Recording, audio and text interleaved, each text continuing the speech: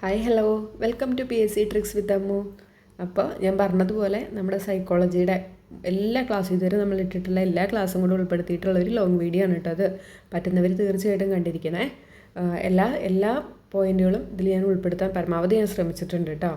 പിന്നെ വേറെ ഇമ്പോർട്ടൻ്റ് കാര്യം എന്ന് പറഞ്ഞാൽ നമ്മുടെ FAPയുടെ ഹാൾ ടിക്കറ്റ് ഇപ്പോൾ പ്രൊഫൈലിലൊക്കെ വന്ന് തുടങ്ങിയിട്ടുണ്ട്. എല്ലാവരും കയറിയിട്ട് ചെക്ക് ചെയ്യാം കേട്ടോ.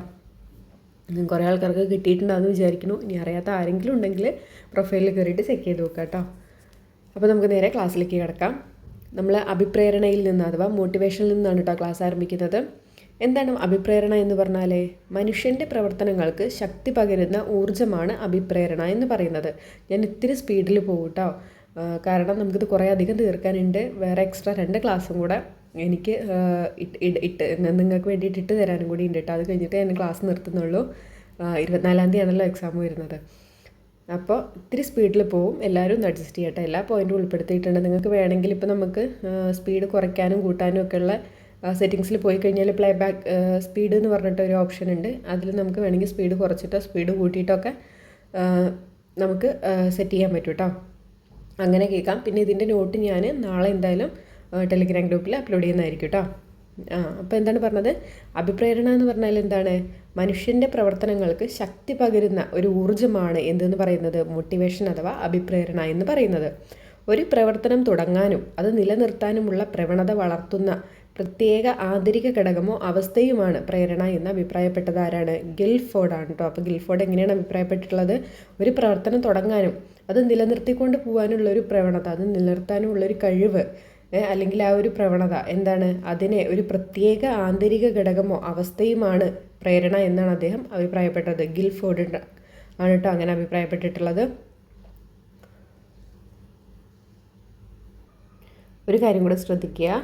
നമ്മളുടെ ഈ മോട്ടം എന്ന് പറഞ്ഞിട്ടുള്ള ഒരു ലാറ്റിൻ വേർഡിൽ നിന്നാണ് കേട്ടോ മോട്ടിവേഷൻ എന്ന് പറഞ്ഞിട്ടുള്ള വാക്കുണ്ടായിരിക്കുന്നത്. മോട്ടം എന്ന് പറഞ്ഞിട്ടുള്ള ഒരു ലാറ്റിൻ വേർഡിൽ നിന്നാണ് മോട്ടിവേഷൻ എന്ന പദം ഉണ്ടായിട്ടുള്ളത്. അപ്പോൾ ഇതും കൂടെ ഒന്ന് ഓർത്തിരിക്കണേ. ഇനി നമുക്ക് ഒരു അഭിപ്രേരണ ചക്രമാണ് കേട്ടോ നോക്കാനുള്ളത്. എങ്ങനെയാണ് നമുക്ക് ആവശ്യത്തിൽ തുടങ്ങി നമ്മളുടെ സംതൃപ്തിയിലേക്ക് എത്തുന്നത് എന്നാണ് ഈ അഭിപ്രേരണ ചക്രത്തിലൂടെ നമുക്ക് മനസ്സിലാക്കാൻ പറ്റുന്നത് കേട്ടോ. അപ്പോൾ ആദ്യം എന്താണ്? ഒരാവശ്യം ഉണ്ടാവുകയാണ് അല്ലേ. ആ ആവശ്യം എന്ത് ചെയ്യുന്നു? ഒരു ചലനം സൃഷ്ടിക്കുക, ഒരു മോട്ടീവ് സൃഷ്ടിക്കുകയാണ്. ആ ചലനം സൃഷ്ടിക്കുന്നതിനോടൊപ്പം തന്നെ നമുക്ക് എന്തുണ്ടാവുകയാണ്? ഒരു പിരിമുറുക്കം, ഒരു മാനസിക ടെൻഷനൊക്കെ ഉണ്ടാവുകയാണ്. ഈ പിരിമുറുക്കമാണ് നമ്മളെ എന്തിലേക്ക് നയിക്കുന്നത്? ആക്ഷൻ അഥവാ പ്രവർത്തനത്തിലേക്ക് നയിക്കുന്നത്. പിന്നീട് അതെന്ത് ചെയ്യുന്നു? നമുക്ക് സാറ്റിസ്ഫാക്ഷൻ, നമ്മുടെ സംതൃപ്തി എന്ന ലെവലിലേക്ക് കൊണ്ടെത്തിക്കുകയാണ് ചെയ്യുന്നത്.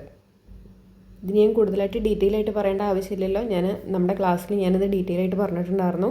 എന്താണ്? ഒരാവശ്യമാണ് ആദ്യം നമുക്ക് ജനിക്കുന്നത്. എന്താണോ നമ്മുടെ ആവശ്യം അതാണ് നമുക്ക് ആവശ്യം ഉണ്ടാവുകയാണ്. അപ്പോൾ നമുക്ക് എന്ത് ചെയ്യും? അതൊരു ചലനം സൃഷ്ടിക്കും. ആവശ്യത്തിലേക്ക് എത്താൻ വേണ്ടിയിട്ട് നമുക്കൊരു ചലനം, ഒരു മോട്ടിവേഷൻ കിട്ടും, വേണം, അത് കിട്ടും. അങ്ങനെ നമുക്ക് എന്ത് ചെയ്യും? ആ ചലനത്തിലൂടെ നമുക്ക് അതിൻ്റെ ഒപ്പം തന്നെ എന്ത് ചെയ്യും? ഒരു മാനസിക പിരിമുറുക്കം, ഒരു ടെൻഷനും രൂപപ്പെടുത്തും. ഈ ടെൻഷനാണ് നമ്മൾ എന്തിലേക്ക് കൊണ്ടെത്തിക്കുന്നത്? പ്രവർത്തനത്തിലേക്ക് ലീഡ് ചെയ്യുന്നത്. പിന്നീട് നമ്മൾ എന്ത് ചെയ്യും? നമ്മൾ പ്രവർത്തിച്ചിട്ട് നമ്മൾ ആ സാറ്റിസ്ഫാക്ഷൻ ലെവലിലേക്ക് എത്തുകയാണ് ചെയ്യുന്നത്. നമുക്ക് സംതൃപ്തി കിട്ടുകയാണ് ചെയ്യുന്നത്. ഇതാണ് അഭിപ്രേരണ ചക്രം എന്ന് പറയുന്നത് കേട്ടോ. അഭിപ്രേരണ 2 തരത്തിലാണുള്ളത്. ഏതൊക്കെയാണ്? ആന്തരിക അഭിപ്രേരണയുമുണ്ട്, ബാഹ്യ അഭിപ്രേരണയുമുണ്ട്. ഇതെന്ന് പേരിൽ നിന്ന് തന്നെ നമുക്ക് മനസ്സിലാക്കാം. ആന്തരിക അഭിപ്രേരണ എന്ന് പറഞ്ഞാൽ നമ്മുടെ ഉള്ളിൽ നിന്ന് ലഭിക്കുന്ന ഒരു മോട്ടിവേഷനാണ് ആന്തരിക അഭിപ്രേരണ എന്ന് പറയുന്നത്. ബാഹ്യ അഭിപ്രേരണ എന്ന് പറഞ്ഞാൽ എന്താണ്? പുറമേക്ക് നമുക്ക് ലഭിക്കുന്ന ഒരു മോട്ടിവേഷനാണ് ബാഹ്യ അഭിപ്രേരണ എന്ന് പറയുന്നത്. ഇനി ഇത് ആന്തരിക അഭിപ്രേരണയെ നമ്മൾ നൈസർഗിക അഭിപ്രേരണ എന്നും ബാഹ്യ അഭിപ്രേരണയെ കൃത്രിമ അഭിപ്രേരണ എന്നും പറയുന്നുണ്ട്. കാരണം എന്താണ്? ആന്തരിക അഭിപ്രേരണ എന്ന് പറഞ്ഞാൽ നമുക്ക് ലഭിക്കുന്നത് എങ്ങനെയാണ്? നമ്മുടെ ഉള്ളിൽ നിന്നാണെന്ന് പറഞ്ഞല്ലോ. നമ്മൾ പൊതുവെ അതിലെന്തായിരിക്കും? ഒരു താല്പര്യത്തോടെ നമ്മൾ ചെയ്യുന്ന കാര്യങ്ങളാണ് ഈ ആന്തരിക അഭിപ്രേരണ എന്നുകൊണ്ട് ഉദ്ദേശിക്കുന്നത്. ഇപ്പോൾ നമ്മൾ അന്ന് പറഞ്ഞിട്ടുണ്ടായിരുന്ന ഒരു ഉദാഹരണം, ഫുട്ബോൾ കളിക്കുന്നത് അത് അദ്ദേഹത്തിന് അത്രയും ഇഷ്ടമായതുകൊണ്ടാണ് അത് നല്ല ആസ്വദിച്ചിട്ട് അതിൻ്റെ എല്ലാം നല്ല വൃത്തിയിൽ അത് ചെയ്യാൻ കഴിയുന്നത്. അതുകൊണ്ടാണ് അത് ആന്തരിക അഭിപ്രേരണയായിട്ട് മാറിയത്.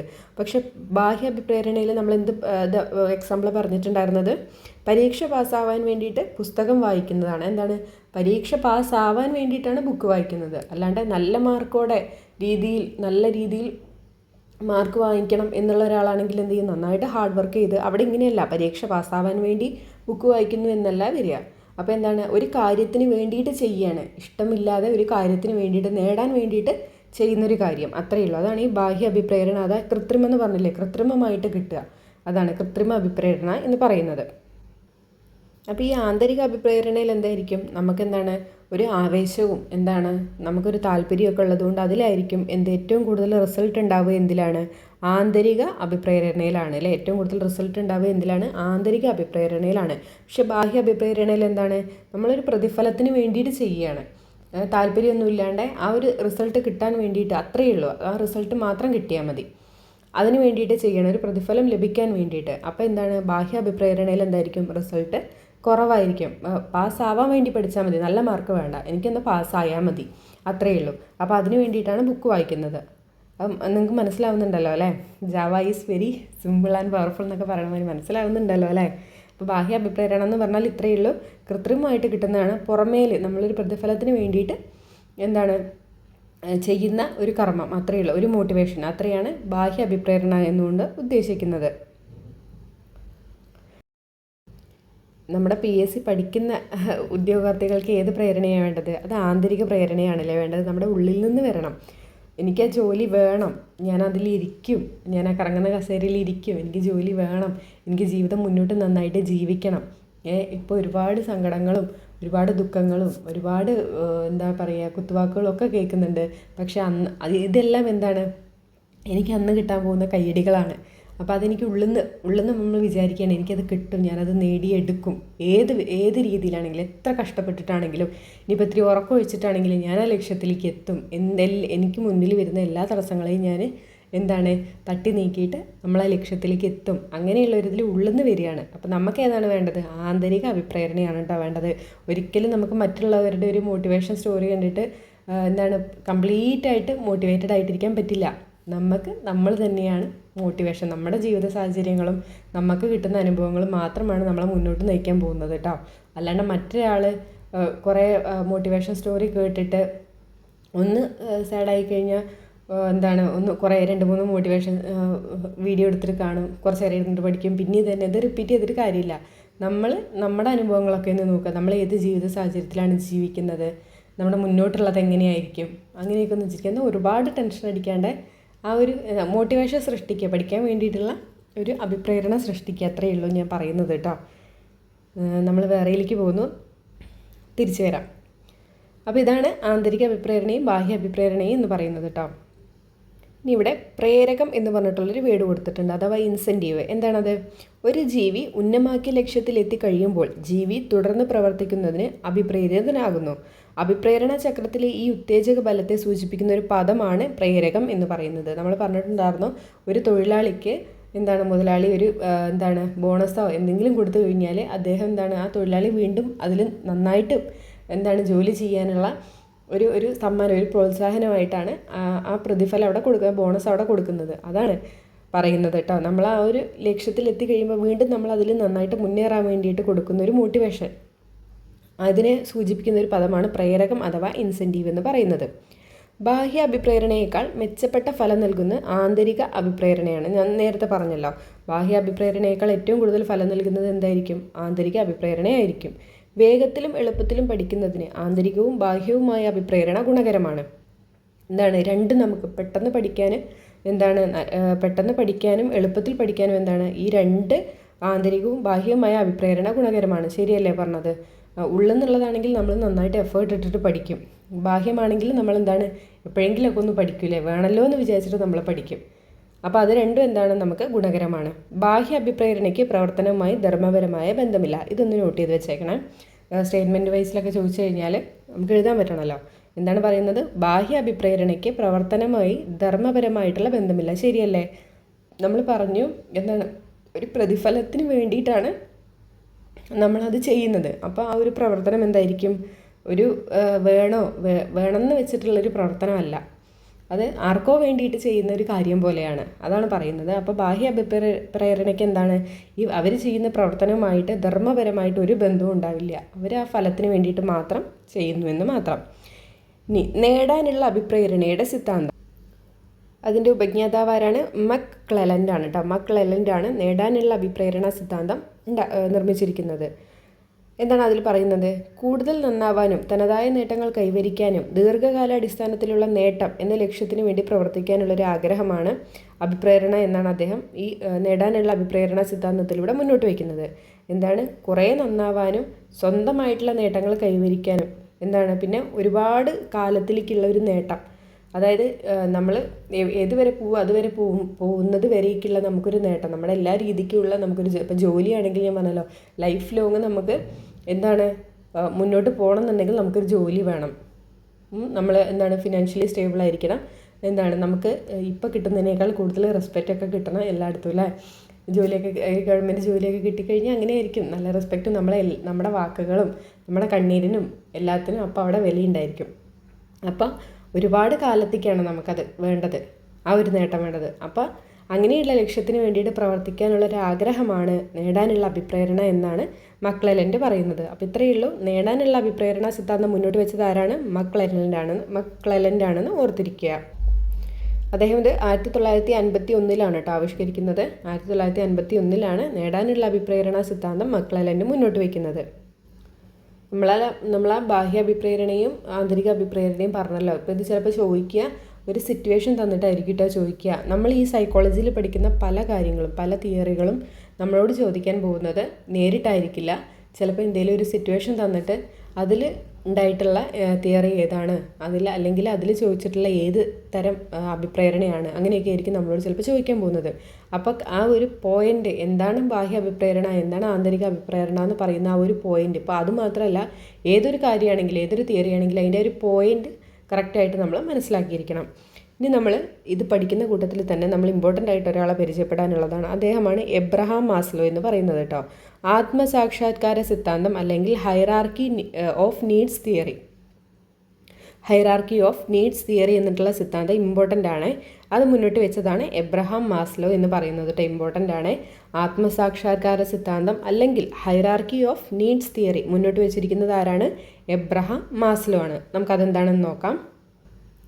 ഇതിങ്ങനെ ഡയറക്റ്റ് ആയിട്ട് തന്നെ ചോദിച്ചിട്ടുണ്ട് കേട്ടോ. ഹൈറാർക്കി ഓഫ് നീഡ്സ് തിയറിയുടെ ഉപജ്ഞാതാവ് ആരാണ്? എബ്രഹാം മാസ്ലോ ആണ്.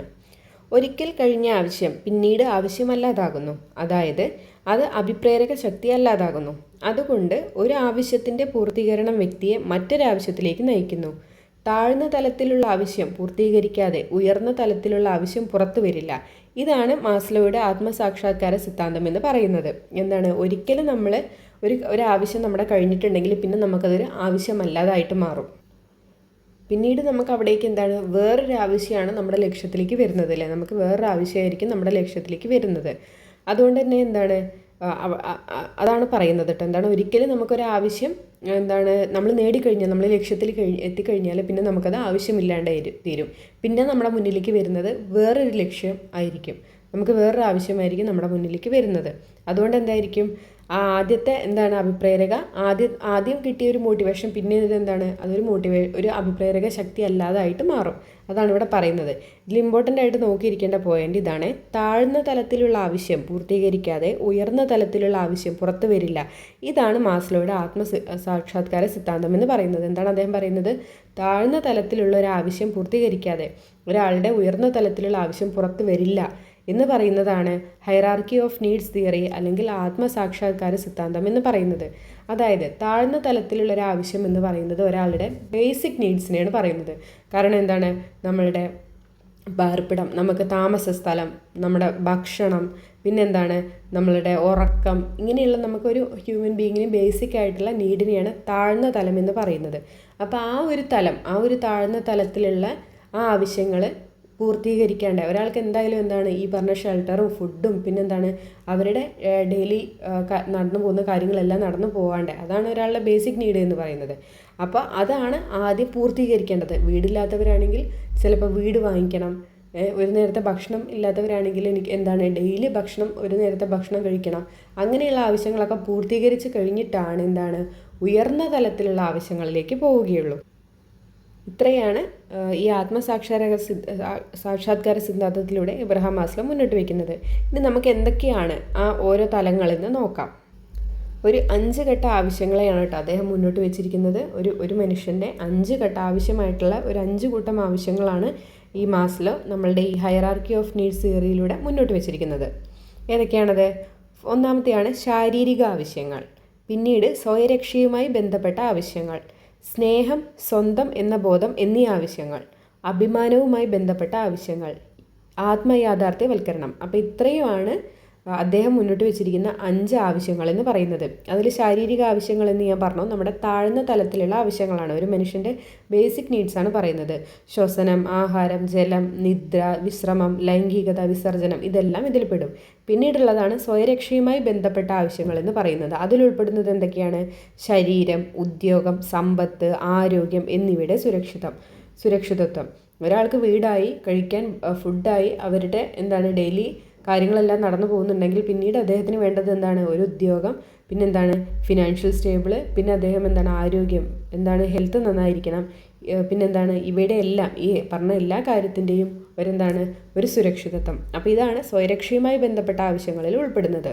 ഇനി സ്നേഹം, സ്വന്തം എന്ന ബോധം എന്നീ ആവശ്യങ്ങൾ പിന്നീട് എന്ത് ചെയ്യാണ്? സൗഹൃദം, കുടുംബം, ലൈംഗിക ബന്ധം എന്നിവയിലേക്കൊക്കെ കടക്കുകയാണ്. അതാണ് സ്നേഹം, സ്വന്തം എന്ന ബോധം എന്നീ ആവശ്യങ്ങൾ. ഇതെല്ലാം ഓരോ തലമാണ്. ആദ്യത്തെ തലം കഴിഞ്ഞു, രണ്ടാമത്തെ തലം കഴിഞ്ഞു, മൂന്നാമത്തെ തലത്തിലേക്ക് എത്തി. ഇനി 4ാമത്തെ തലവും എന്താണ്? അഭിമാനവുമായി ബന്ധപ്പെട്ട ആവശ്യങ്ങളാണ് ഉൾപ്പെടുന്നത്. എന്തൊക്കെയാണത്? ആദരവ്, ബഹുമാനം, ആത്മവിശ്വാസം, വിജയം എന്നിവയാണ് ഇതിൽ ഉൾപ്പെടുന്നത്. ഇനി ആത്മയാഥാർത്ഥ്യവൽക്കരണം, ഇതാണ് ഏറ്റവും ഉയർന്ന തലം എന്ന് പറയുന്നത്. അതെന്താണ്? ധാർമ്മികത, സർഗശക്തി, പ്രശ്നപരിഹാരം, വിവേകം എന്നിവയാണ് ആത്മയാഥാർത്ഥ്യവൽക്കരണത്തിൽ ഉൾപ്പെടുന്നത്. അപ്പോൾ ഈ 5 ഘട്ടങ്ങൾ, ഈ പറയുന്ന 5 ആവശ്യങ്ങളും ഒന്ന് ഓർത്തിരിക്കണേ, ഇമ്പോർട്ടൻ്റ് ആണ്. മാസ്ലോയുടെ സിദ്ധാന്തപ്രകാരം ഏറ്റവും പ്രാഥമികമായ ആവശ്യം ശാരീരിക ആവശ്യങ്ങളാണ്. പറഞ്ഞല്ലോ, ബേസിക് നീഡ്സ്, ഫസ്റ്റ് തലം, ഏറ്റവും താഴ്ന്ന തലം. മാസ്ലോയുടെ സിദ്ധാന്തപ്രകാരം ഏറ്റവും മുകളിലെ തലത്തിലുള്ള ആവശ്യം പരമായ ആവശ്യമാണ്. ഇതാ ആത്മയാഥാർത്ഥ്യവൽക്കരണം. അതിനെയാണ് അദ്ദേഹം പറയുന്നത്. അദ്ദേഹത്തിൻ്റെ തിയറി പ്രകാരം ഏറ്റവും മുകളിലെ തലം ഏതാണെന്ന് ചോദിച്ചാൽ ആത്മാവിഷ്കാരപരമായ ആവശ്യമാണ്, അല്ലെങ്കിൽ ആത്മയാഥാർത്ഥ്യവൽക്കരണം. അപ്പോൾ എബ്രഹാം മാസ്ലോ, ആത്മസാക്ഷാത്കാര സിദ്ധാന്തം, പിന്നെ ഈ 5 ആവശ്യങ്ങൾ, ഇത്രയും ഇവിടെ ഓർത്തിരിക്കണം കേട്ടോ, ഇമ്പോർട്ടൻ്റ് ആണ്. ഇനി നമുക്ക് അഭിപ്രേരണ വളർത്താനുള്ള മാർഗ്ഗങ്ങൾ എന്തൊക്കെയാണെന്നാണ് നോക്കുന്നത്. അഭിപ്രായണയല്ല, അഭിപ്രേരണയാണ് കേട്ടോ. അഭിപ്രേരണ വളർത്താനുള്ള മാർഗ്ഗങ്ങൾ എന്തൊക്കെയാണ്? ആദ്യം ഒരു ലക്ഷ്യം വേണം, ലക്ഷ്യത്തെ നിർണ്ണയിക്കൽ. ഹൃദ്യമായ അന്തരീക്ഷം സൃഷ്ടിക്കൽ, അതിനു വേണ്ടിയിട്ട് നമ്മൾ എന്ത് ചെയ്യണം? ഒരു അന്തരീക്ഷം നമ്മൾ സൃഷ്ടിച്ചെടുക്കണം. പുതിയ പഠനത്തെ അനുഭവങ്ങളുമായി ബന്ധപ്പെടുത്തൽ. കാര്യക്ഷമമായ ബോധന തന്ത്രങ്ങൾ സ്വീകരിക്കൽ. അഹത്തിൻ്റെ പങ്കാളിത്തം വർദ്ധിപ്പിക്കൽ. നേട്ടത്തെക്കുറിച്ച് ഉടനെയുള്ള ഫീഡ്ബാക്ക് നൽകൽ. പിന്നെന്താണ്? ആരോഗ്യകരമായ മത്സരവും സഹകരണവും പ്രോത്സാഹിപ്പിക്കൽ. പ്രശംസ, സമ്മാനം. അപ്പോൾ ഇത്രയുമാണ് അഭിപ്രേരണ വളർത്താനുള്ള മാർഗ്ഗങ്ങളായിട്ട് നമ്മൾ അറിഞ്ഞിരിക്കേണ്ടത്. നമുക്ക് ആദ്യം ഒരു ലക്ഷ്യം വേണം. PSC പഠിക്കുന്ന ഒരാൾക്കാണെങ്കിൽ ആദ്യം ആ കറങ്ങുന്ന കസേരയിൽ ഇരിക്കുന്നത് നമ്മൾ ലക്ഷ്യത്തിൽ കാണണം. പിന്നെന്താണ്? നമ്മളായിട്ട് ഇപ്പോൾ എത്ര തിരക്കുണ്ടെങ്കിലും, എന്ത് വലിയ തിരക്കാണെങ്കിലും, നമ്മൾ ജോലിക്ക് പോകുന്നവരുണ്ടാവും, വീട്ടുപണികൾ ചെയ്യുന്നവരുണ്ടാവും, എന്തോ ആയിക്കൊള്ളട്ടെ, പക്ഷേ നമുക്ക് വേണ്ടിയിട്ട് നമ്മളായിട്ടൊരു അന്തരീക്ഷം എപ്പോഴും നമ്മൾ സൃഷ്ടിച്ചെടുത്താൽ മാത്രമാണ് നമുക്ക് ജോലിയിലേക്ക് എത്താൻ കഴിയുള്ളൂ, നമ്മളുടെ ലക്ഷ്യത്തിലേക്ക് നമുക്ക് എത്താൻ കഴിയുള്ളൂ. ജോലിക്ക് പോകുന്നവരാണെന്നുണ്ടെങ്കിൽ മൊബൈൽ, നമുക്ക് PSC പഠിക്കാനുള്ള എല്ലാ ടോപ്പിക്കും ഇപ്പോൾ മൊബൈലൊന്ന് അടിച്ചു കൊടുക്കുക വേണ്ടു, ഇഷ്ടംപോലെ നമുക്ക് വരും. അത് പുതിയ തരത്തിലുള്ളത് എല്ലാം നമുക്ക് കിട്ടും. നമുക്ക് ഹെഡ്സെറ്റൊക്കെ വെച്ചിട്ട് നമുക്ക് നമ്മുടെ ഒഴിവിനനുസരിച്ചിട്ട് കേൾക്കാവുന്നതേ ഉള്ളൂ. ഇതൊക്കെ കുറച്ച് സമയം നമ്മൾ ആ ലക്ഷ്യത്തിലേക്ക് എത്തുന്നത് വരെ നമ്മൾ ഇത്രയും കഷ്ടപ്പെടേണ്ട ആവശ്യമുള്ളൂ. നമ്മൾ ആ ലക്ഷ്യത്തിൽ എത്തിക്കഴിഞ്ഞാൽ നിങ്ങളൊന്ന് ആലോചിച്ച് നോക്ക്, നമ്മുടെ ലൈഫേ മാറിയില്ലേ. നമുക്ക് പിന്നെ അത്രയും കഷ്ടപ്പെടണ്ട. നമുക്ക് പിന്നെ നമ്മുടെ ആഗ്രഹങ്ങളും, നമുക്ക് നമ്മുടെ ചുറ്റുമുള്ളവരെ നോക്കാനും, സങ്കടങ്ങളൊക്കെ മാറി. നമ്മുടെ പറയണത് മനസ്സിലാവുന്നുണ്ടല്ലോ അല്ലേ? അപ്പോൾ അത് പറഞ്ഞത്, അപ്പം നമുക്ക് വേണ്ടിയിട്ട് എപ്പോഴും ഒരു അന്തരീക്ഷം, നമ്മളിപ്പോൾ PSCക്ക് പഠിക്കുകയാണ്, അല്ലെങ്കിൽ വേറെ എന്തോ ലക്ഷ്യമാണ് ഉണ്ടായിക്കോട്ടെ, അതിന് വേണ്ടിയിട്ട് നമ്മൾ സ്വന്തമായിട്ടൊരു അന്തരീക്ഷം സൃഷ്ടിച്ചിരിക്കണം. അല്ലാണ്ട് എനിക്ക് സമയം കിട്ടുന്നില്ല, എനിക്കത് പഠിക്കാൻ പറ്റുന്നില്ല, എനിക്കിത് പഠിക്കാൻ പറ്റുന്നില്ല, ഞാൻ ഫുള്ള് ബിസിയാണ്, ഞാനിത് ആരോട് പറയും, ഇങ്ങനെ പറഞ്ഞിരുന്നാൽ നമുക്ക് ഇതിങ്ങനെ സമയവും വർഷമൊക്കെ ഇങ്ങനെ പോയിക്കൊണ്ടേയിരിക്കും. ഒന്നും നമുക്ക് വേണ്ടിയിട്ട് കാത്തു നിൽക്കാൻ പോകുന്നില്ല. അതിങ്ങനെ പോകും. നമ്മൾ ഈ പറഞ്ഞ് നമുക്ക് ഏജ് ഇങ്ങനെ ഓവറായിക്കൊണ്ടിരിക്കും. ലാസ്റ്റ് എന്തായിരിക്കും? അങ്ങടും ഇല്ലാത്ത അവസ്ഥയിൽ നമ്മളിങ്ങനെ താടിക്കും കയ്യും കൊടുത്തിട്ട് ഇരിക്കേണ്ടി വരും. അപ്പോൾ സ്വയം പഴിക്കാണ്ട് നമ്മളെക്കൊണ്ട് ചെയ്യാൻ കഴിയുന്നത് നമ്മൾ ചെയ്യുക. താൻ പാതി ദൈവം പാതി എന്നല്ലേ? അപ്പോൾ നമ്മൾ ചെയ്യാനുള്ളത് അത്രയും എഫേർട്ട് ഇട്ട് നമ്മൾ ചെയ്യുക. ബാക്കി നമ്മൾ വിശ്വസിക്കുന്ന ദൈവം നോക്കട്ടെ. ഒരു മിനിറ്റ്, ഞാൻ ഈ മോട്ടിവേഷൻ പറയണതിൻ്റെ കൂട്ടത്തിൽ ഞാനൊരു കാര്യം പറയാൻ വിട്ടുപോയി. നമ്മുടെ ഈ എബ്രഹാം മാസ്ലോവിൻ്റെ ഹൈറാർക്കി ഓഫ് നീഡ്സ് തിയറി എന്ന് പറഞ്ഞല്ലോ, ഇത് നമുക്ക് ഇങ്ങനെയും ചോദിക്കാം. അദ്ദേഹത്തിൻ്റെ ഈ ആത്മസാക്ഷാത്കാര സിദ്ധാന്തം എന്തുമായിട്ട് ബന്ധപ്പെട്ടിരിക്കുന്നു എന്നിങ്ങനെ ചോദിച്ചിട്ട് അഭിപ്രേരണ അങ്ങനെയൊക്കെ നമുക്ക് ഓപ്ഷൻ തരാം. വേറെ എന്ത് വേണേലും ഓപ്ഷൻ തരാം. എന്താണ് മനോഭാവം, അങ്ങനെ ഫീഡ്ബാക്ക്, അങ്ങനെയുള്ള ഓരോന്നുമായിട്ട് നമുക്ക് എന്താണ് ഓപ്ഷൻ തന്നിട്ട് ഇത് എന്തുമായിട്ട് ബന്ധപ്പെട്ടിരിക്കുന്നു ചോദിച്ചാൽ ഇത് എന്തുമായിട്ടാണ് ബന്ധപ്പെട്ടിരിക്കുന്നത്? അഭിപ്രേരണയുമായിട്ടാണ് കേട്ടോ ബന്ധപ്പെട്ടിരിക്കുന്നത്. അഭിപ്രേരണയുമായിട്ട് ബന്ധപ്പെട്ടിട്ടുള്ളതാണ് അദ്ദേഹത്തിൻ്റെ ഹൈറാർക്കി ഓഫ് നീഡ്സ് തിയറി അല്ലെങ്കിൽ ആത്മസാക്ഷാത്കാര സിദ്ധാന്തം എന്ന് പറയുന്നത് കേട്ടോ. ഇതും കൂടെ ഓർത്തിരിക്കണം, ഞാനപ്പോൾ പറയാൻ വിട്ടുപോയതാണ്, സോറി. അപ്പം നമുക്ക് അഭിപ്രേരണ വളർത്താനുള്ള മാർഗ്ഗങ്ങൾ നമ്മൾ ലക്ഷ്യം സെറ്റ് ചെയ്തു, ഹൃദ്യമായൊരു അന്തരീക്ഷം സൃഷ്ടിച്ചു. പിന്നീട് എന്താണ്, പുതിയ പഠനത്തെ അനുഭവങ്ങളുമായിട്ട് ബന്ധപ്പെടുത്തുകയാണ് നമ്മൾ വേണ്ടത്. നമ്മൾ എന്താണോ പുതിയത് പഠിക്കാൻ പോകുന്നത് നമ്മുടെ പഴയ അനുഭവത്തെ ഇതുമായിട്ട് നമ്മൾ കണക്ട് ചെയ്യണം. നമ്മളപ്പോൾ അത് ഫുള്ളായിട്ട് പഠിച്ചിരുന്നു, അല്ലെങ്കിൽ നമ്മളപ്പോൾ പഠിച്ചിരുന്നപ്പോൾ എന്തെങ്കിലും തെറ്റ് വന്നിട്ടുണ്ടാവും, അല്ലെങ്കിൽ ഇനി നമ്മളെന്താണ് പുതിയതായിട്ട് എന്തെങ്കിലും ആഡ് ചെയ്യണോ, അങ്ങനെയുള്ള കാര്യങ്ങളൊക്കെ നമ്മൾ അതുമായിട്ട് എന്ത് ചെയ്യണം, ബന്ധപ്പെടുത്തണം. പിന്നെന്താണ്, കാര്യക്ഷമമായ ബോധന തന്ത്രങ്ങൾ സ്വീകരിക്കൽ, അതും വേണം. പഴയതുപോലെ പഠിച്ചുകൊണ്ടിരുന്നാൽ എന്ത് ചെയ്യും, അങ്ങനെ നമ്മൾ പഠിച്ചുകൊണ്ടേയിരിക്കും.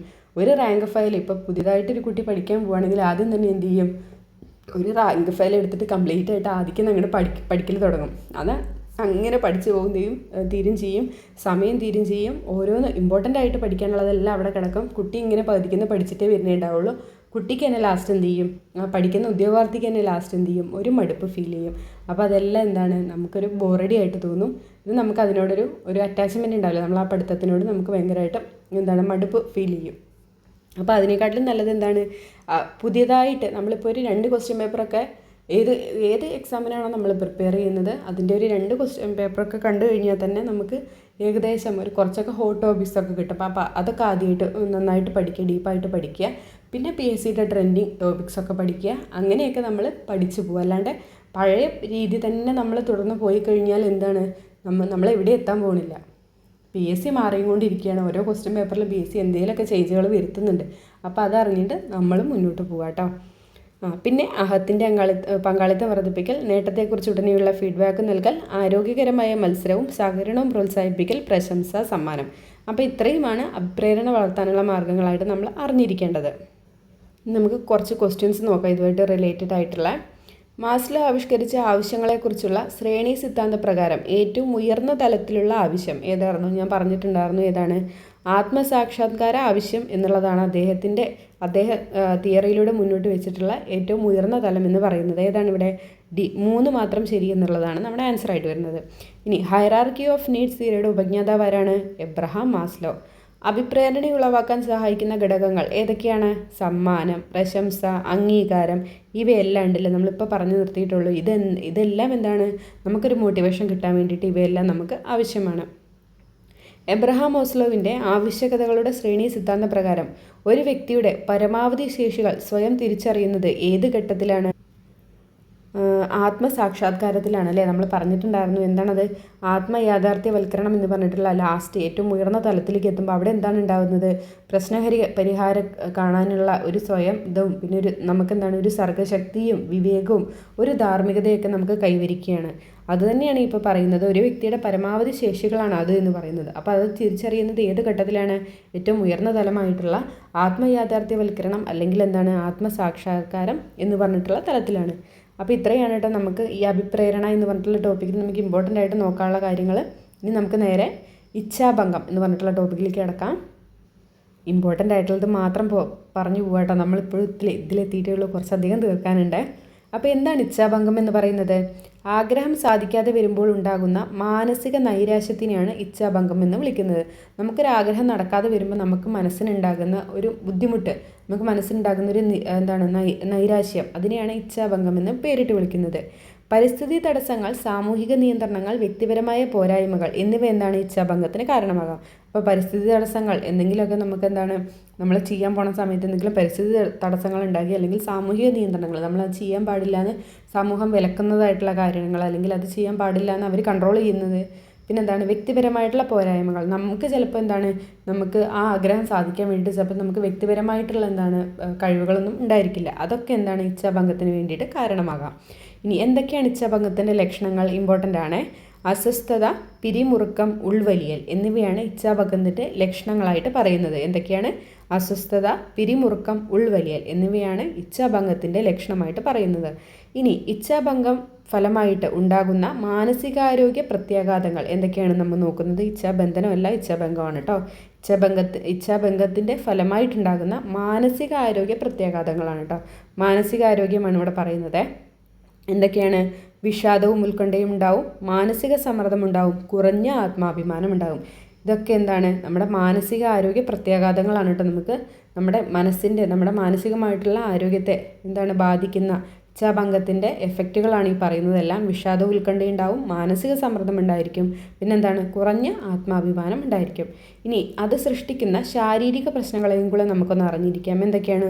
ഉറക്കക്കുറവ്, ദുർബലമായ രോഗപ്രതിരോധ ശേഷി, ഹൃദയാരോഗ്യ പ്രശ്നങ്ങൾ, ഇവയെല്ലാം എന്താണ്?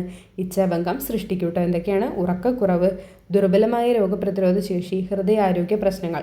ഇതെന്തിൽ പെടുന്നു എന്ന് നമ്മൾ അറിഞ്ഞിരിക്കണം. ഇതെന്തിലാണ്? ശാരീരിക പ്രശ്നങ്ങളിലാണ് പെടുന്നത് കേട്ടോ. മാനസികാരോഗ്യ പ്രത്യാഘാതങ്ങൾ വേറെയാണ്, ശാരീരിക പ്രശ്നങ്ങൾ വേറെയാണ് കേട്ടോ. ചിലപ്പോൾ പെടുന്നത് ഏത് എന്നൊക്കെ ചിലപ്പോൾ നമുക്ക് ക്വസ്റ്റ്യനായിട്ട് വന്നേക്കാം കേട്ടോ. ഈ ഇച്ഛാഭംഗത്തിൻ്റെ കൂടെ തന്നെ നമുക്ക് എന്താണ് കൺഫ്യൂഷൻ വരുന്ന വേറൊരു വേർഡാണ് എന്താണ്? ഖേദം അല്ലെങ്കിൽ റിഗ്രറ്റ് എന്ന് പറയുന്നത്. അതെന്താണ്? ഞാൻ ആദ്യം ഇച്ഛാഭംഗത്തിൻ്റെ ഒരു കാര്യം പറയാം. ഇപ്പം നമ്മൾ എക്സാമിന് പഠിക്കുകയാണ്. ഒരു PSC എക്സാമിന് നമ്മൾ അപ്ലൈ ചെയ്തു, ഒരു തസ്തികയിലേക്ക് നമ്മൾ അപ്ലൈ ചെയ്തു, അത് നമ്മൾ പരീക്ഷ എഴുതി, പക്ഷെ നമുക്കത് കിട്ടിയില്ല എന്ന് പറയുന്ന സമയത്ത് നമ്മളെന്താണ് നമ്മളുടെ രജിസ്റ്റർ നമ്പർ വെച്ച് നോക്കുമ്പോൾ നമ്മളതിലില്ല, നമ്മൾ മെയിൻ ലിസ്റ്റില്ല അല്ലെങ്കിൽ റാങ്ക് ലിസ്റ്റില്ല എന്നൊക്കെ നമ്മൾ അറിയുന്ന സമയത്ത് നമുക്കൊരു സങ്കടം വരുന്നതാണ് ഇച്ഛാഭംഗമായിട്ട് പറയുന്നത്. അപ്പോൾ തോന്നുന്ന ഒരു നീരസം, അപ്പോൾ തോന്നുന്ന ഒരു നൈരാശ്യം, അതിനെയാണ് നമ്മൾ എന്തെന്ന് പറയുന്നത്? ഇച്ഛാഭംഗമായിട്ട് പറയുന്നത്. പക്ഷെ അവിടെ വേറൊരു കാര്യമുണ്ട്. പിന്നീട് നമ്മൾ ചിന്തിക്കുന്ന സമയത്ത് നമ്മളെ ചിന്തിക്കുകയാണ്, എന്താണ്? ഞാൻ ആ ഒരു പോസ്റ്റിന് വേണ്ടിയിട്ട് നന്നായിട്ട് ഹാർഡ് വർക്ക് ചെയ്തിരുന്നോ? ഞാൻ ആ ഒരു എക്സാം എഴുതാൻ വേണ്ടിയിട്ട് എനിക്ക് ആ ഒരു ജോലി ലഭിക്കാൻ വേണ്ടി ഞാൻ നന്നായിട്ട് പഠിച്ചിരുന്നോ? അങ്ങനെ തോന്നുന്നത്. പഠിച്ചിട്ടില്ല, അങ്ങനെ ഒരു തോന്നൽ, ഞാൻ പഠിച്ചിട്ടുണ്ടായിരുന്നില്ല, ഞാൻ അത്രയും നന്നായിട്ടൊന്നും അതിന് വേണ്ടിയിട്ട് ശ്രമിച്ചിട്ടില്ല, അങ്ങനെയുള്ളൊരു തോന്നൽ വരുന്നതിന് എന്ത് പറയുന്നു? റിഗ്രറ്റ് എന്നാണ് പറയുന്നത് കേട്ടോ. അങ്ങനെ വരുന്ന ഒരു ഫീലിംഗ്, അങ്ങനെ വരുന്ന ഒരു തോന്നലാണ് റിഗ്രറ്റ്. പക്ഷെ അതവിടെ ഇതല്ല, ഇച്ഛാഭംഗമല്ല. നമ്മൾ അപ്പം കാണുന്നത് ഇല്ല എന്ന് പറയുന്നു. നമുക്ക് ആ പോസ്റ്റിന് വേണ്ടിയിട്ട് അപ്ലൈ ചെയ്തു, അപ്പം നമ്മളതില്ല, നമ്മളതിൻ്റെ റിസൾട്ട് പരിശോധിക്കുന്ന സമയത്ത് നമ്മളതിലില്ല. അപ്പം നമുക്ക് തോന്നുന്നത് ഇച്ഛാഭംഗമാണ്. പക്ഷേ പിന്നീട് നമ്മൾ ആലോചിക്കുന്ന സമയത്ത് നമ്മൾ അതിന് വേണ്ടിയിട്ട് നന്നായിട്ട് പഠിച്ചിട്ടില്ല, നമ്മളതിന് വേണ്ടിയിട്ട് ഒരുപാട് എഫേർട്ട് ഇട്ടിട്ടില്ല എന്ന് നമുക്ക് തന്നെ തോന്നുന്നത് അത് റിഗ്രറ്റാണ് അല്ലെങ്കിൽ ഖേദമായിട്ടാണ് പറയുന്നത് കേട്ടോ. അപ്പോൾ ഇത് രണ്ടിൻ്റെ ഡിഫറൻസ് ഒന്ന് മനസ്സിലാക്കിയിരിക്കണേ. ഇനി നമുക്ക് ഇച്ഛാഭംഗത്തെ നേരിടാനുള്ള മാർഗങ്ങൾ എന്തൊക്കെയാണെന്ന് നോക്കാം. എന്തൊക്കെയാണ്? നെഗറ്റീവ് ചിന്തകളെ വെല്ലുവിളിക്കുക. നമുക്കിങ്ങനെ തോന്നും, ഇപ്പോൾ പഠിത്തത്തിൻ്റെ ഒരു കാര്യത്തിൽ തന്നെ ഒരു 5 സെക്കൻഡ് റൂൾ എന്ന് പറഞ്ഞിട്ടൊക്കെ ഒരു സംഭവങ്ങളുണ്ട്. എപ്പോഴാണ് നമുക്ക് പഠിക്കാൻ തോന്നുന്നത് അപ്പം നമ്മൾ ബുക്ക് എടുക്കുക എന്നുള്ളതാണ്. ഒരു 5 മിനിറ്റ്, ഒരു 5 സെക്കൻഡ് മതി നമ്മുടെ ബ്രെയിനെ നമ്മൾ അതിൽ നിന്ന് തിരിപ്പിക്കാൻ വേണ്ടിയിട്ട്. നമ്മളിപ്പം മൊബൈൽ അടുത്ത് വെച്ചിട്ടിരുന്ന് പഠിക്കുകയാണ്, നമ്മൾ ബുക്ക് പഠിക്കുകയാണ്, മൊബൈൽ തൊട്ടടുത്തുണ്ട്, നമ്മൾ 2-3 ഇത് വായിച്ചുകൊണ്ടിരിക്കുന്ന സമയത്ത് പെട്ടെന്ന് മൊബൈലിലേക്ക് നമ്മുടെ കണ്ണ് പോയാൽ നമ്മൾ മൊബൈൽ എടുക്കും. അതാണ് ഒരു 5 സെക്കൻഡ് റൂൾ എന്നൊക്കെ പറയുന്നത്. അതുപോലെയാണ് നമ്മളെ നെഗറ്റീവ് ചിന്തകളെ വെല്ലുവിളിക്കുകയാണ്. നമുക്കങ്ങനെ ഒരു നെഗറ്റീവ് തോട്ടുണ്ടെങ്കിൽ അതിൻ്റെ വഴിക്ക് വിടുക, നമ്മളതിനെ വെല്ലുവിളിക്കുക, ഞാൻ അതിനെതിരായിട്ട് പ്രവർത്തിക്കുന്ന നമ്മുടെ മനസ്സിനെ സ്ട്രോങ് ആക്കുകയാണ് വേണ്ടത്. പിന്നെ വ്യായാമവും ധ്യാനവും. നല്ല എക്സസൈസിലൂടെയും നല്ല മെഡിറ്റേഷനൊക്കെ കൊടുത്ത് നമുക്ക് ഇച്ഛാഭംഗത്തെ നേരിടാൻ വേണ്ടിയിട്ട് വയ്ക്കും. പിന്നെ വികാരങ്ങളെ അംഗീകരിക്കുക. നമ്മുടെ വികാരങ്ങളെ നമ്മൾ തന്നെ അംഗീകരിക്കാൻ ആദ്യം പഠിക്കണം. പിന്നെ യാഥാർത്ഥ്യ ബോധത്തോടെ കൂടിയുള്ള പ്രതീക്ഷകൾ സ്ഥാപിക്കുക. നമുക്ക് റിയലായിട്ട് ഒരു ഭ്രമകൽപ്പനകളൊന്നും ഇല്ലാതെ തന്നെ നമ്മൾ റിയലായിട്ട് നമ്മുടെ ലൈഫിൽ നടക്കുന്ന കാര്യങ്ങളെ റിയലായിട്ട് തന്നെ നമ്മൾ സ്വീകരിക്കാൻ വേണ്ടിയിട്ട് പഠിച്ചിട്ട് പിന്നെ നമ്മൾ നല്ല നല്ല പ്രതീക്ഷകൾ കൊടുക്കുക.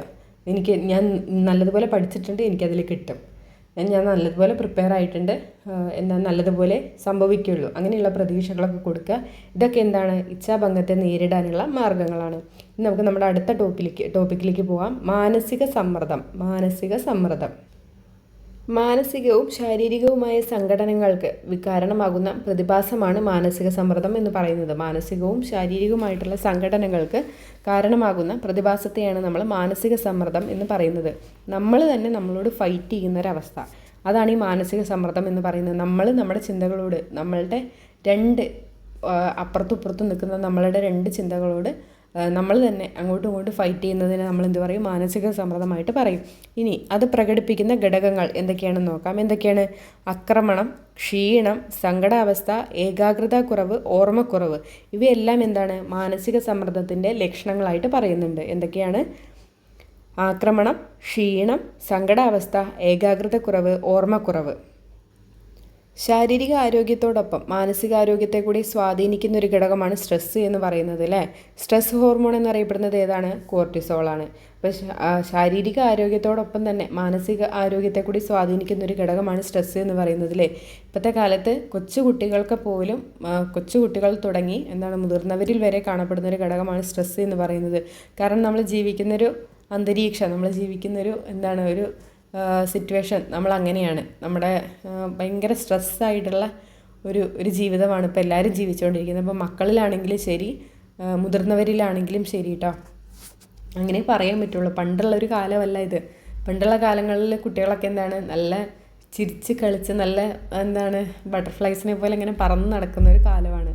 പക്ഷേ ഇപ്പോഴത്തെ കാലം അങ്ങനെയല്ല. ഒരുപാട് കുട്ടികൾ മൊബൈലിൽ അടിമപ്പെട്ടിട്ടും അല്ലാണ്ടെയൊക്കെ അവരെ ഒരു സ്ട്രെസ്ഫുള്ളായിട്ടുള്ളൊരു ലൈഫിലൂടെയാണ് അവർ കടന്നു പോകുന്നത്. അവർക്കറിയില്ല, പക്ഷേ പിന്നീട് അവർക്കത് മനസ്സിലാവുകയാണ്.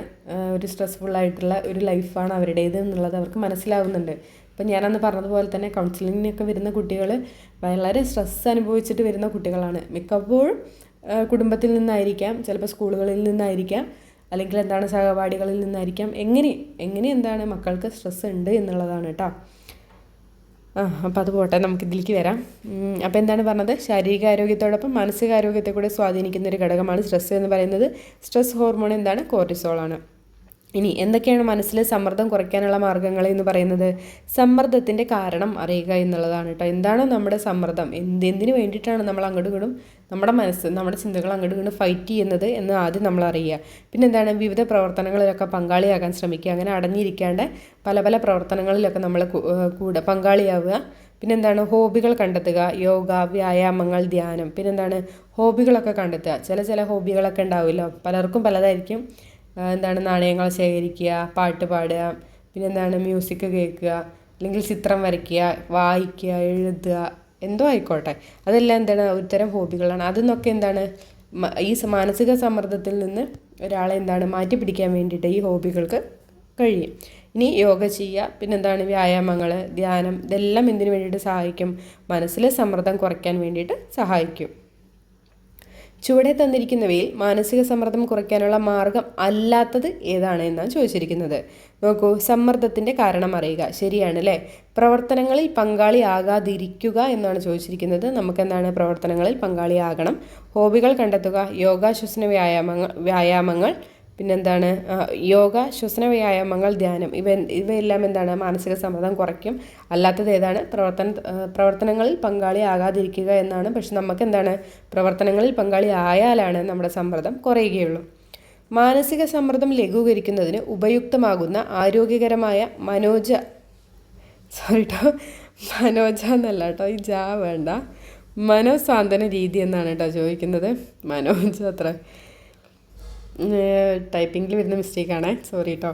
ആരോഗ്യകരമായ മനോസ്വാന്തന രീതി ഏതാണെന്നാണ് ചോദിച്ചിരിക്കുന്നത്. ഏതൊക്കെയാണ്? സമ്മർദ്ദത്തെ അതിജീവിക്കാൻ ഉടനടി ഉറങ്ങുന്നത്, സമ്മർദ്ദത്തെ അതിജീവിക്കാൻ ദേഷ്യം പ്രകടിപ്പിക്കുന്നത്, സമ്മർദ്ദത്തെ അതിജീവിക്കാൻ ശ്വസന വിശ്രാന്തി ഉപയോഗിക്കുന്നത്, സമ്മർദ്ദത്തെ അതിജീവിക്കാൻ ലഹരി ഉപയോഗിക്കുന്നത്. ഇവിടെ ഏതാണ് ആൻസറായിട്ട് വരുന്നത്? സമ്മർദ്ദത്തെ അതിജീവിക്കുവാൻ ശ്വസന വിശ്രാന്തി ഉപയോഗിക്കുന്നത് എന്നാണ് ഇവിടെ ആൻസറായിട്ട് വരുന്നത്. ഉടനടി ഉറങ്ങുന്നതും ദേഷ്യം പ്രകടിപ്പിക്കുന്നതും ലഹരി ഉപയോഗിക്കുന്നതും തെറ്റായിട്ടുള്ള കാര്യങ്ങളാണ് അല്ലേ. സമ്മർദ്ദത്തെ അതിജീവിക്കാൻ വേണ്ടിയിട്ട് നമ്മൾ ശ്വസന വിശ്രാന്തി, അതായത് നമ്മൾ പറഞ്ഞിട്ടുണ്ടായിരുന്നല്ലോ ശ്വസന വ്യായാമങ്ങൾ, ഇത് ഉപയോഗിക്കുന്നതാണ് ആരോഗ്യകരമായിട്ടുള്ള രീതി എന്ന് പറയുന്നത്. അടുത്തൊരു ഇമ്പോർട്ടൻ്റ് ആയിട്ടുള്ളൊരു ടോപ്പിക്കാണ് ഉത്കണ്ഠ അല്ലെങ്കിൽ ആങ്സൈറ്റി എന്ന് പറയുന്നത്. എന്താണത്? സംഭവിക്കാൻ സാധ്യതയുള്ള രണ്ട് അഭിലഷണീയമായ അവസ്ഥയെക്കുറിച്ചുള്ള ചിന്തയിൽ നിന്നും ഉടലെടുക്കുന്നതാണിത്. ഒരു വ്യക്തിക്ക് മുന്നോട്ട് പോകാൻ കഴിയാതെ വരുന്ന നിസ്സഹായ അവസ്ഥയാണ് ഉത്കണ്ഠ എന്ന് പറയുന്നത്. എന്താണ് ഉത്കണ്ഠ? സംഭവിക്കാൻ സാധ്യതയുള്ള രണ്ട് അഭിലഷണീയമായ അവസ്ഥയെക്കുറിച്ചുള്ള ചിന്തയിൽ നിന്നും ഉടലെടുക്കുകയാണ്. എന്താണ് സംഭവിക്കാൻ? രണ്ടും സംഭവിക്കും. നെഗറ്റീവായിട്ടും സംഭവിക്കാം, പോസിറ്റീവായിട്ടും സംഭവിക്കാം. അപ്പോൾ അത് രണ്ടും എന്താണ്? ആ ഒരു ചിന്തയിൽ നിന്ന് ഇനി നെഗറ്റീവാണ് ആയിരിക്കുമോ പോസിറ്റീവായിരിക്കുമോ സംഭവിക്കാൻ പോകുന്നത്, അങ്ങനെയുള്ള ഒരു ചിന്തയിൽ നിന്ന് ഉടലെടുക്കുന്നതിനാണ് ആങ്സൈറ്റി എന്ന് പറയുന്നത്. അതെന്താണ്? ഒരു വ്യക്തിക്ക് ഒട്ടും മുന്നോട്ട് പോകാൻ കഴിയാതെ വരുന്നൊരു നിസ്സഹായ അവസ്ഥ, അയാൾക്കൊന്നും ചെയ്യാൻ കഴിയാത്തൊരവസ്ഥയാണ് ഈ ആങ്സൈറ്റി എന്ന് പറയുന്നത്. ഒരു എന്താണ് നമ്മളെ തന്നെ നമ്മൾ പിടിച്ചു നിർത്തുന്ന ഒരവസ്ഥ. ആ ആങ്സൈറ്റി കൊണ്ട് നമുക്ക് എന്താണ് മുന്നോട്ട് പോകാൻ പറ്റാത്ത നമ്മുടെ ചിന്തകൾ ഇങ്ങനെ അങ്ങോട്ടും ഇങ്ങോട്ടും എന്താ നെഗറ്റീവായിരിക്കുമോ പോസിറ്റീവായിരിക്കുമോ എന്ന് പറഞ്ഞിട്ട് നമ്മുടെ ചിന്തകൾ അങ്ങോട്ടും ഇങ്ങോട്ടും നമ്മളെന്താണ് നിസ്സഹായമാക്കുകയാണ്. അങ്ങനത്തെ ഒരു അവസ്ഥയാണ് ആങ്സൈറ്റി എന്ന് പറയുന്നത്. ഈ ആങ്സൈറ്റി കാണിക്കുന്ന വികാരങ്ങൾ എന്തൊക്കെയാണ്? ഭയം, അസ്വസ്ഥത എന്നിവയാണ് കേട്ടോ. ഇമ്പോർട്ടൻ്റ് ആണ്. ഉത്കണ്ഠയെ കാണിക്കുന്ന വികാരങ്ങൾ ഏതൊക്കെയാണ്? ഭയവും അസ്വസ്ഥതയാണെന്ന് അറിഞ്ഞിരിക്കുക. എന്തൊക്കെയാണ് പ്രകടിത രൂപങ്ങളായിട്ട്? വിഷാദഭാവം, മനോനിലയിലെ ചാഞ്ചാട്ടം, ഉറക്കമില്ലായ്മ, ക്ഷിപ്രകോപം, മറ്റുള്ളവരുടെ വാക്കുകളോടും പ്രവൃത്തികളോടുമുള്ള അസാധാരണമായിട്ടുള്ള പ്രതികരണം. ഇത്രയുമാണ് ആങ്സൈറ്റി ഉള്ളവർ അല്ലെങ്കിൽ ഉത്കണ്ഠയുള്ളവർ കാണിക്കുന്ന പ്രകടിത രൂപങ്ങൾ എന്ന് പറയുന്നത്. നമുക്കറിയാമല്ലേ, ചില ഇങ്ങനെ വിഷാദമായിട്ടിരിക്കുന്ന ആളുകളെയൊക്കെ ശ്രദ്ധിച്ചാൽ നമുക്ക് മനസ്സിലാവും അവരെന്താണ് എപ്പോഴും ഒരു സങ്കട രൂപത്തിലായിരിക്കും, അല്ലെങ്കിൽ അവർ ഉറക്കമില്ലാത്തവരായിരിക്കും, അല്ലെങ്കിൽ പെട്ടെന്ന് ദേഷ്യപ്പെടുന്നവരായിരിക്കും. പെട്ടെന്ന് അവർ ഈ ഒരു അവസ്ഥ അല്ലെങ്കിൽ ഈ ആങ്സൈറ്റി വരുന്ന സമയത്ത് അവർക്ക് മറ്റുള്ളവരുടെ വാക്കുകളോടും പ്രവൃത്തികളോടും ഒക്കെ ഒരു പെട്ടെന്ന് നമ്മൾ പോലും അതിശയപ്പെട്ടു പോകുന്ന ഒരു തരത്തിലുള്ള പ്രതികരണമായിരിക്കും അവർ പ്രതികരിക്കുക. അപ്പോൾ ഇതൊക്കെയാണ് ഈ ഉത്കണ്ഠയുടെ പ്രകടിത രൂപങ്ങൾ എന്ന് പറയുന്നത്. ഇനി ശാരീരികപരമായിട്ട് കാണിക്കുന്ന ലക്ഷണങ്ങൾ എന്തൊക്കെയാണെന്നാണ് നമ്മൾ നോക്കാൻ പോകുന്നത്. എന്തൊക്കെയാണ്? അമിതമായിട്ടുള്ള നെഞ്ചിടിപ്പ്, കൈകാൽ വിറയൽ, ദഹനക്കേട്, ശ്വാസതടസ്സം. ഇത്രയും ആങ്സൈറ്റി ഉള്ളവരിൽ കാണുന്ന ശാരീരികപരമായിട്ടുള്ള ലക്ഷണങ്ങളാണ്. ഒന്നും കൂടെ പറയാം. അമിതമായിട്ടുള്ള നെഞ്ചിടിപ്പ്, കൈകാൽ വിറയൽ, ദഹനക്കേട്, ശ്വാസതടസ്സം. ഒരുപാട് വിശദീകരിച്ച് തരുന്നില്ല കേട്ടോ, അതൊക്കെ നമ്മൾ ഓൾറെഡി ക്ലാസ് എടുത്തതാണ്. ഞാനിതൊരു ഓർമ്മപ്പെടുത്തൽ മാത്രമായിട്ടാണ് കേട്ടോ ഞാനിത് ഇടുന്നത്. ഇനി ഈ ആങ്സൈറ്റി മൂലമുണ്ടാകുന്ന പ്രശ്നങ്ങൾ അല്ലെങ്കിൽ ഉത്കണ്ഠ മൂലമുണ്ടാകുന്ന പ്രശ്നങ്ങൾ എന്തൊക്കെയാണെന്നും കൂടെ നമ്മൾ അറിഞ്ഞിരിക്കണം. എന്തൊക്കെയാണ്? ഡെയിലി ലൈഫിനെ തടസ്സപ്പെടുത്തുന്നു, നമ്മുടെ ദൈനംദിന ജീവിതത്തെ തടസ്സപ്പെടുത്തുന്നു, വ്യക്തിയെ ഒറ്റപ്പെടുത്തുന്നു, പിന്നെ വൈകാരികവും ശാരീരികവുമായും മാനസികമായും തളർച്ചയിലേക്ക് നയിക്കുന്നു. വൈകാരികവും ശാരീരികവും മാനസികവുമായിട്ട് എന്ത് ചെയ്യുന്നു? തളർച്ചയിലേക്ക് നയിക്കുന്നു. അപ്പോൾ ഈ ആങ്സൈറ്റി ഒരു വില്ലൻ തന്നെയാണ് അല്ലേ. ഇനി അത് കുറയ്ക്കാനുള്ള തന്ത്രങ്ങൾ അതുകൂടെ ഒന്ന് നമുക്ക് അറിഞ്ഞിരിക്കാം. കുറയ്ക്കാനുള്ള തന്ത്രങ്ങളിൽ എന്തൊക്കെയാണ് പെടുന്നത്? ബിഹേവിയറൽ തെറാപ്പി, മെഡിറ്റേഷൻ അല്ലെങ്കിൽ ധ്യാനം, വ്യായാമം ചെയ്യൽ, വായന, സാമൂഹികവൽക്കരണം, ആത്മീയത, അക്കാദമികേതര പ്രവർത്തനങ്ങളിലൂടെയും സ്വതന്ത്രമായി ഇടപഴകുവാനുള്ള സാഹചര്യങ്ങളിലൂടെയും ഉത്കണ്ഠ ഒരു പരിധിവരെ ഒഴിവാക്കാം. ശരിയായ ഉറക്കം, കൃത്യസമയത്തുള്ള ഭക്ഷണം. അപ്പോൾ ഇത്രയുമാണ് നമ്മുടെ ആങ്സൈറ്റി കുറയ്ക്കാൻ വേണ്ടിയിട്ടുള്ള തന്ത്രങ്ങളായിട്ട് പറയുന്നത്. ഇതെല്ലാം ചെയ്തു കഴിഞ്ഞാൽ ഇതെല്ലാം ഒരു പരിധി വരെ നമുക്ക് ആങ്സൈറ്റിയെ പിടിച്ചു നിർത്താൻ വേണ്ടിയിട്ട് കഴിയുമെന്നാണ് കേട്ടോ പറയുന്നത്. വായന, സാമൂഹികവൽക്കരണം, ആത്മീയത, മെഡിറ്റേഷൻ, എക്സസൈസ്, ബിഹേവിയറൽ തെറാപ്പി, ഉറക്കം ഒരു മനുഷ്യന് ഇമ്പോർട്ടൻ്റ് ആണല്ലേ. എനിക്കിപ്പോൾ ഇല്ലാത്തത് അത് തന്നെയാണ് കേട്ടോ. ഉറക്കം കിട്ടുന്നില്ല, ഒട്ടും ഉറക്കം കിട്ടുന്നില്ല. വീട്ടിലെ തിരക്കും പഠിത്തത്തിൻ്റെ തിരക്കും ക്ലാസ് ഇടയിലും എല്ലാം കൂടെ ഭയങ്കര ബിസി ആയിട്ട് പോണ ഒരു സമയമാണ് കേട്ടോ അത്. എക്സാം കഴിയുന്നത് വരെ ഭയങ്കര ബിസിയാണ് ഞാൻ. അപ്പോൾ ശരിയായിട്ടുള്ള ഉറക്കം ഈ ആങ്സൈറ്റി അതിനെ ഒരു പരിധി വരെ പിടിച്ചു നിർത്താൻ വേണ്ടിയിട്ട് സഹായിക്കും. പിന്നെ കൃത്യസമയത്തുള്ള ഭക്ഷണം. അത് ഇവരെന്നല്ല, ആങ്സൈറ്റി ഉള്ളവരെന്നല്ല, എല്ലാവരും കഴിക്കേണ്ടതാണ് കൃത്യസമയത്ത് ഭക്ഷണം എന്ന് പറയുന്നത് കേട്ടോ. ഇനി ആങ്സൈറ്റി രോഗമുള്ളവരിൽ ഏറ്റവും പ്രവർത്തന സജ്ജമാകുന്ന തലച്ചോറിലെ ഒരു കേന്ദ്രമാണ് അമിഗ്ഡല എന്ന് പറയുന്നത് കേട്ടോ. അമിഗ്ഡല, എനിക്ക് നേരെ തിരിച്ച് പറയാനാണ് കേട്ടോ സുഖം. അമിഗ്ഡല എന്നാണ് പറയാൻ സുഖം. തെറ്റി പഠിച്ചു വെക്കേണ്ട. ആങ്സൈറ്റി രോഗാവസ്ഥയുള്ളവരിൽ ഏറ്റവും പ്രവർത്തന സജ്ജമാകുന്ന തലച്ചോറിലെ ഒരു കേന്ദ്രം ഏതാണ്? അമിഗ്ഡലയാണ് കേട്ടോ. അമിഗ്ഡല എന്നാണ് പറയുന്നത്. അത് വന്നിട്ട് നമ്മുടെ തലച്ചോറിൻ്റെ രണ്ട് അർദ്ധഗോളങ്ങൾക്കിടയിൽ സ്ഥിതി ചെയ്യുന്ന ഒരു ഗ്രേ മാറ്ററാണ് ഈ അമിഗ്ഡല എന്ന് പറയുന്നത് കേട്ടോ. അതിനൊരു ബദാമിൻ്റെ ആകൃതിയാണ്. അപ്പോൾ അതാണ് ഈ ആങ്സൈറ്റി രോഗം ഉണ്ടാവുന്നവരിൽ ഏറ്റവും കൂടുതൽ പ്രവർത്തന സജ്ജമാകുന്ന ഒരു കേന്ദ്രം, തലച്ചോറിലെ ഒരു ഭാഗം എന്ന് പറയുന്നത് ഏതാണ്? അമിഗ്ഡലയാണ് കേട്ടോ. ഇനി കൂട്ടത്തിൽ നമുക്ക് കുറച്ച് ആങ്സൈറ്റി ഡിസോർഡർ, കുറച്ച് ഉത്കണ്ഠ രോഗങ്ങൾ കൂടെ നമുക്കൊന്ന് അറിഞ്ഞിരിക്കണം. ഏതൊക്കെയാണത്? Agoraphobia, acrophobia, irritable bowl syndrome, എതിർലിംഗത്തിൽ പെടുന്നവരോട് ഇടപഴകുവാനുള്ള അങ്കലാപ്പ്. ഇതിൽ അഗ്രോഫോബിയ എന്ന് പറഞ്ഞു കഴിഞ്ഞാൽ നമുക്ക് ഒറ്റയ്ക്കൊക്കെ യാത്ര ചെയ്യാൻ വേണ്ടിയിട്ടുള്ള ഒരു പേടിയാണ് അഗ്രോഫോബിയ എന്ന് പറയുന്നത് കേട്ടോ. അക്രോഫോബിയ എന്ന് പറഞ്ഞാൽ നമുക്കറിയാം എന്താണ്, ഉയരത്തിനോടുള്ള ഭയത്തെയാണ് നമ്മൾ അക്രോഫോബിയ എന്ന് പറയുന്നത് കേട്ടോ. ഇത് ഒറ്റയ്ക്ക് യാത്ര ചെയ്യാൻ വേണ്ടിയിട്ടുള്ള പേടി, ഇത് ഉയരത്തിനോടുള്ള ഭയം, ഇതിനെയാണ് അക്രോഫോബിയ അല്ലെങ്കിൽ എന്ന് പറയുന്നത്. അഗ്രോഫോബിയ ഒറ്റയ്ക്ക് യാത്ര ചെയ്യാൻ വേണ്ടിയിട്ടുള്ള പേടി. ഇനി ഇറിറ്റബിൾ ബൗൾ സിൻഡ്രോം എന്ന് പറഞ്ഞാൽ എന്താണ്, നമ്മളിപ്പോൾ എന്തെങ്കിലും ഒരു കാര്യം നമുക്ക് പ്രധാനപ്പെട്ട എന്തെങ്കിലും ഒരു കാര്യങ്ങൾ നടക്കാൻ പോവുകയാണ്, അല്ലെങ്കിൽ നമ്മൾ എങ്ങനെയെങ്കിലും പോകാൻ നിൽക്കുന്ന സമയത്ത് നമുക്ക് ചിലപ്പോൾ എന്ത് ചെയ്യും, വാഷ്റൂമിൽ പോകാനോ ഒക്കെ നമുക്ക് തോന്നും. അതാണ് ഇറിറ്റബിൾ ബൗൾ സിൻഡ്രോം എന്ന് പറയുന്നത്. ചിലപ്പോൾ നമുക്ക് മോശം പോകാനൊക്കെ നമുക്ക് തോന്നും. അതിനെയാണ് ഇറിറ്റബിൾ ബൗൾ സിൻഡ്രോം എന്ന് പറയുന്നത്. അത് നമ്മുടെ ആങ്സൈറ്റി മൂലം ഉണ്ടാകുന്നതാണ്. പലപ്പോഴും ഇതൊരു രോഗമായിട്ട് പല ആളുകളും കാണുന്നുണ്ട് എന്നുള്ളതാണ്. പക്ഷെ ആ ഒരു ആങ്സൈറ്റിയുടെ ഒരു ഭാഗമായിട്ട് നമുക്ക് ഉണ്ടാകും. നമ്മുടെ ഒരു ബോഡി ചേഞ്ച് കൊണ്ട് നമ്മുടെ ആങ്സൈറ്റി കാരണം ഉണ്ടാകുന്ന ഒരു സംഭവമാണ് ഈ ഇറിറ്റബിൾ ബൗൾ സിൻഡ്രോം എന്ന് പറയുന്നത് കേട്ടോ. ഈ വാഷ്റൂമിൽ പോകാനോ മോശം പോകാനോ ഒക്കെ നമുക്ക് തോന്നുന്നത് നമുക്ക് നമ്മൾ പറഞ്ഞല്ലോ,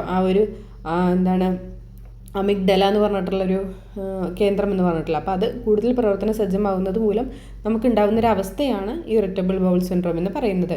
പിന്നെന്താണ്, നമുക്ക് നമ്മുടെ ഓപ്പോസിറ്റ് നിൽക്കുന്നവരോട്, നമ്മുടെ ഓപ്പോസിറ്റ് ജെൻഡേഴ്സിനോട് ഇടപഴകാനുള്ള ഒരു അങ്കലാപ്പ് ഉണ്ടാവും. ചില ആൺകുട്ടികളുണ്ട്, പെൺകുട്ടികളോട് മിണ്ടില്ല, അവരെ കണ്ടാൽ ഒരു പേടി വിറയിലൊക്കെയാണ്. നേരെ ഓപ്പോസിറ്റ് ഉണ്ടായിരിക്കും. പെൺകുട്ടികൾക്ക് ചിലപ്പോൾ ആൺകുട്ടികളോട് മിണ്ടാനുള്ള ഒരു പേടിയും വിറയിലും ഒക്കെ ഉണ്ടാവും അല്ലേ. അപ്പോൾ ഇതൊക്കെയാണ് ആങ്സൈറ്റി ഡിസോർഡർ ആയിട്ട് നമുക്ക് പഠിക്കാനുള്ളത്. ഇനി നമുക്ക് പഠിക്കാനുള്ളത് 4 ഹാപ്പി ഹോർമോൺസ് ആണ് കേട്ടോ. ഹാപ്പി ഹോർമോൺസ് ഇതുമായിട്ട് ബന്ധപ്പെട്ടിട്ട് നിൽക്കുന്നതാണ്. ഡോപ്പമിൻ, സെറാട്ടോണിൻ, ഓക്സിറ്റോസിൻ, എൻഡോർഫിൻസ് എന്ന് പറയുന്നതാണ് ഹാപ്പി ഹോർമോൺ. ഇവയെ 4 എണ്ണത്തിനെയും കൂടെ ചേർത്തിട്ട് ഫീൽ ഗുഡ് ഹോർമോൺ എന്നും പറയുന്നുണ്ട് കേട്ടോ. ഫീൽ ഗുഡ് ഹോർമോൺസ് എന്നും പറയുന്നുണ്ട്. ഓർത്തിരിക്കണേ, ഫീൽ ഗുഡ് ഹോർമോൺസ് എന്നും പറയുന്നുണ്ട്. ഏതൊക്കെയാണ്? Dopamine, serotonin, oxytocin, endorphins. ഇതിൽ പറയുന്ന ഡോപ്പമിൻ എന്ന് പറയുന്നത് നമ്മുടെ സന്തോഷവും പ്രചോദനവും ഒക്കെ നിയന്ത്രിക്കാൻ വേണ്ടിയിട്ടുള്ള ഒരു രാസവസ്തു. നമ്മുടെ നാഡീകോശങ്ങൾക്കിടയിൽ സന്ദേശം കൈമാറാൻ വേണ്ടിയിട്ടൊക്കെ രൂപപ്പെടുത്തുന്ന ഒരു രാസവസ്തുവാണ് ഈ ഡോപ്പമിൻ എന്ന് പറയുന്നത് കേട്ടോ. അപ്പോൾ സന്തോഷത്തെയും പ്രചോദനത്തെയും അങ്ങനെയുള്ള കാര്യങ്ങളൊക്കെ അത് നിയന്ത്രിക്കുന്നുണ്ട്. അപ്പോൾ അതുകൊണ്ടാണ് ഇതിൽ ഹാപ്പി ഹോർമോണായിട്ട് ഡോപ്പമിൻ കൊടുത്തിട്ടുള്ളത് കേട്ടോ. നമുക്കറിയാം ഡോപ്പമിൻ കുറഞ്ഞാൽ പാർക്കിൻസൺസ് എന്ന് പറഞ്ഞിട്ടുള്ള രോഗമൊക്കെ ഉണ്ടാവും അല്ലേ. ഇനി അടുത്തത് സെറാട്ടോണിൻ എന്ന് പറഞ്ഞു കഴിഞ്ഞാൽ അത് നമ്മുടെ നാഡീകോശങ്ങൾക്കിടയിൽ സന്ദേശം കൈമാറുന്ന ഒരു രാസവസ്തു തന്നെയാണ് ഡോപ്പമിനും സെറാട്ടോണിനും എന്നൊക്കെ പറയുന്നത് അല്ലേ. ഈ സെറാട്ടോണിൻ എന്ന് പറയുന്നത് നമ്മുടെ ഈ ഉറക്കം, ദഹനം, വിശപ്പ്, അതുപോലെ തന്നെ നമ്മുടെ മെൻ്റൽ സ്റ്റേറ്റ്, ഇവനൊക്കെ നിയന്ത്രിക്കുന്നത് ഈ സെറാട്ടോണിൻ എന്ന് പറഞ്ഞിട്ടുള്ള രാസവസ്തുവാണ് കേട്ടോ. അതുകൊണ്ട് പിന്നെ എന്ത് ചെയ്യുന്നുണ്ട്, അത് സന്തോഷമൊക്കെ നൽകുന്നുണ്ട്. പിന്നെ അത് കുറഞ്ഞു കഴിഞ്ഞാൽ വിഷാദ രോഗത്തിലേക്കൊക്കെ നയിക്കുമെന്നൊക്കെ പറയുന്നുണ്ട് കേട്ടോ. സെറാട്ടോണിൻ കുറഞ്ഞു കഴിഞ്ഞാൽ അത് വിഷാദ രോഗത്തിലേക്ക് കൊണ്ടെത്തിക്കുമെന്നൊക്കെ പറയുന്നുണ്ട്. അതുകൊണ്ടാണ് ഇവിടെ ഹാപ്പി ഹോർമോണിൽ സെറാട്ടോണിൻ, അല്ലെങ്കിൽ ഈ സൈക്കോളജി പഠിക്കുന്ന സമയത്ത് ഈ സെറാട്ടോണിനും ഡോപ്പമിനും ഒക്കെ പഠിക്കേണ്ടത് വരുന്നത് കേട്ടോ. ഇങ്ങനെ നമ്മുടെ മാനസികാവസ്ഥേനെയൊക്കെ സ്വാധീനിക്കുന്നത് കൊണ്ടാണ്.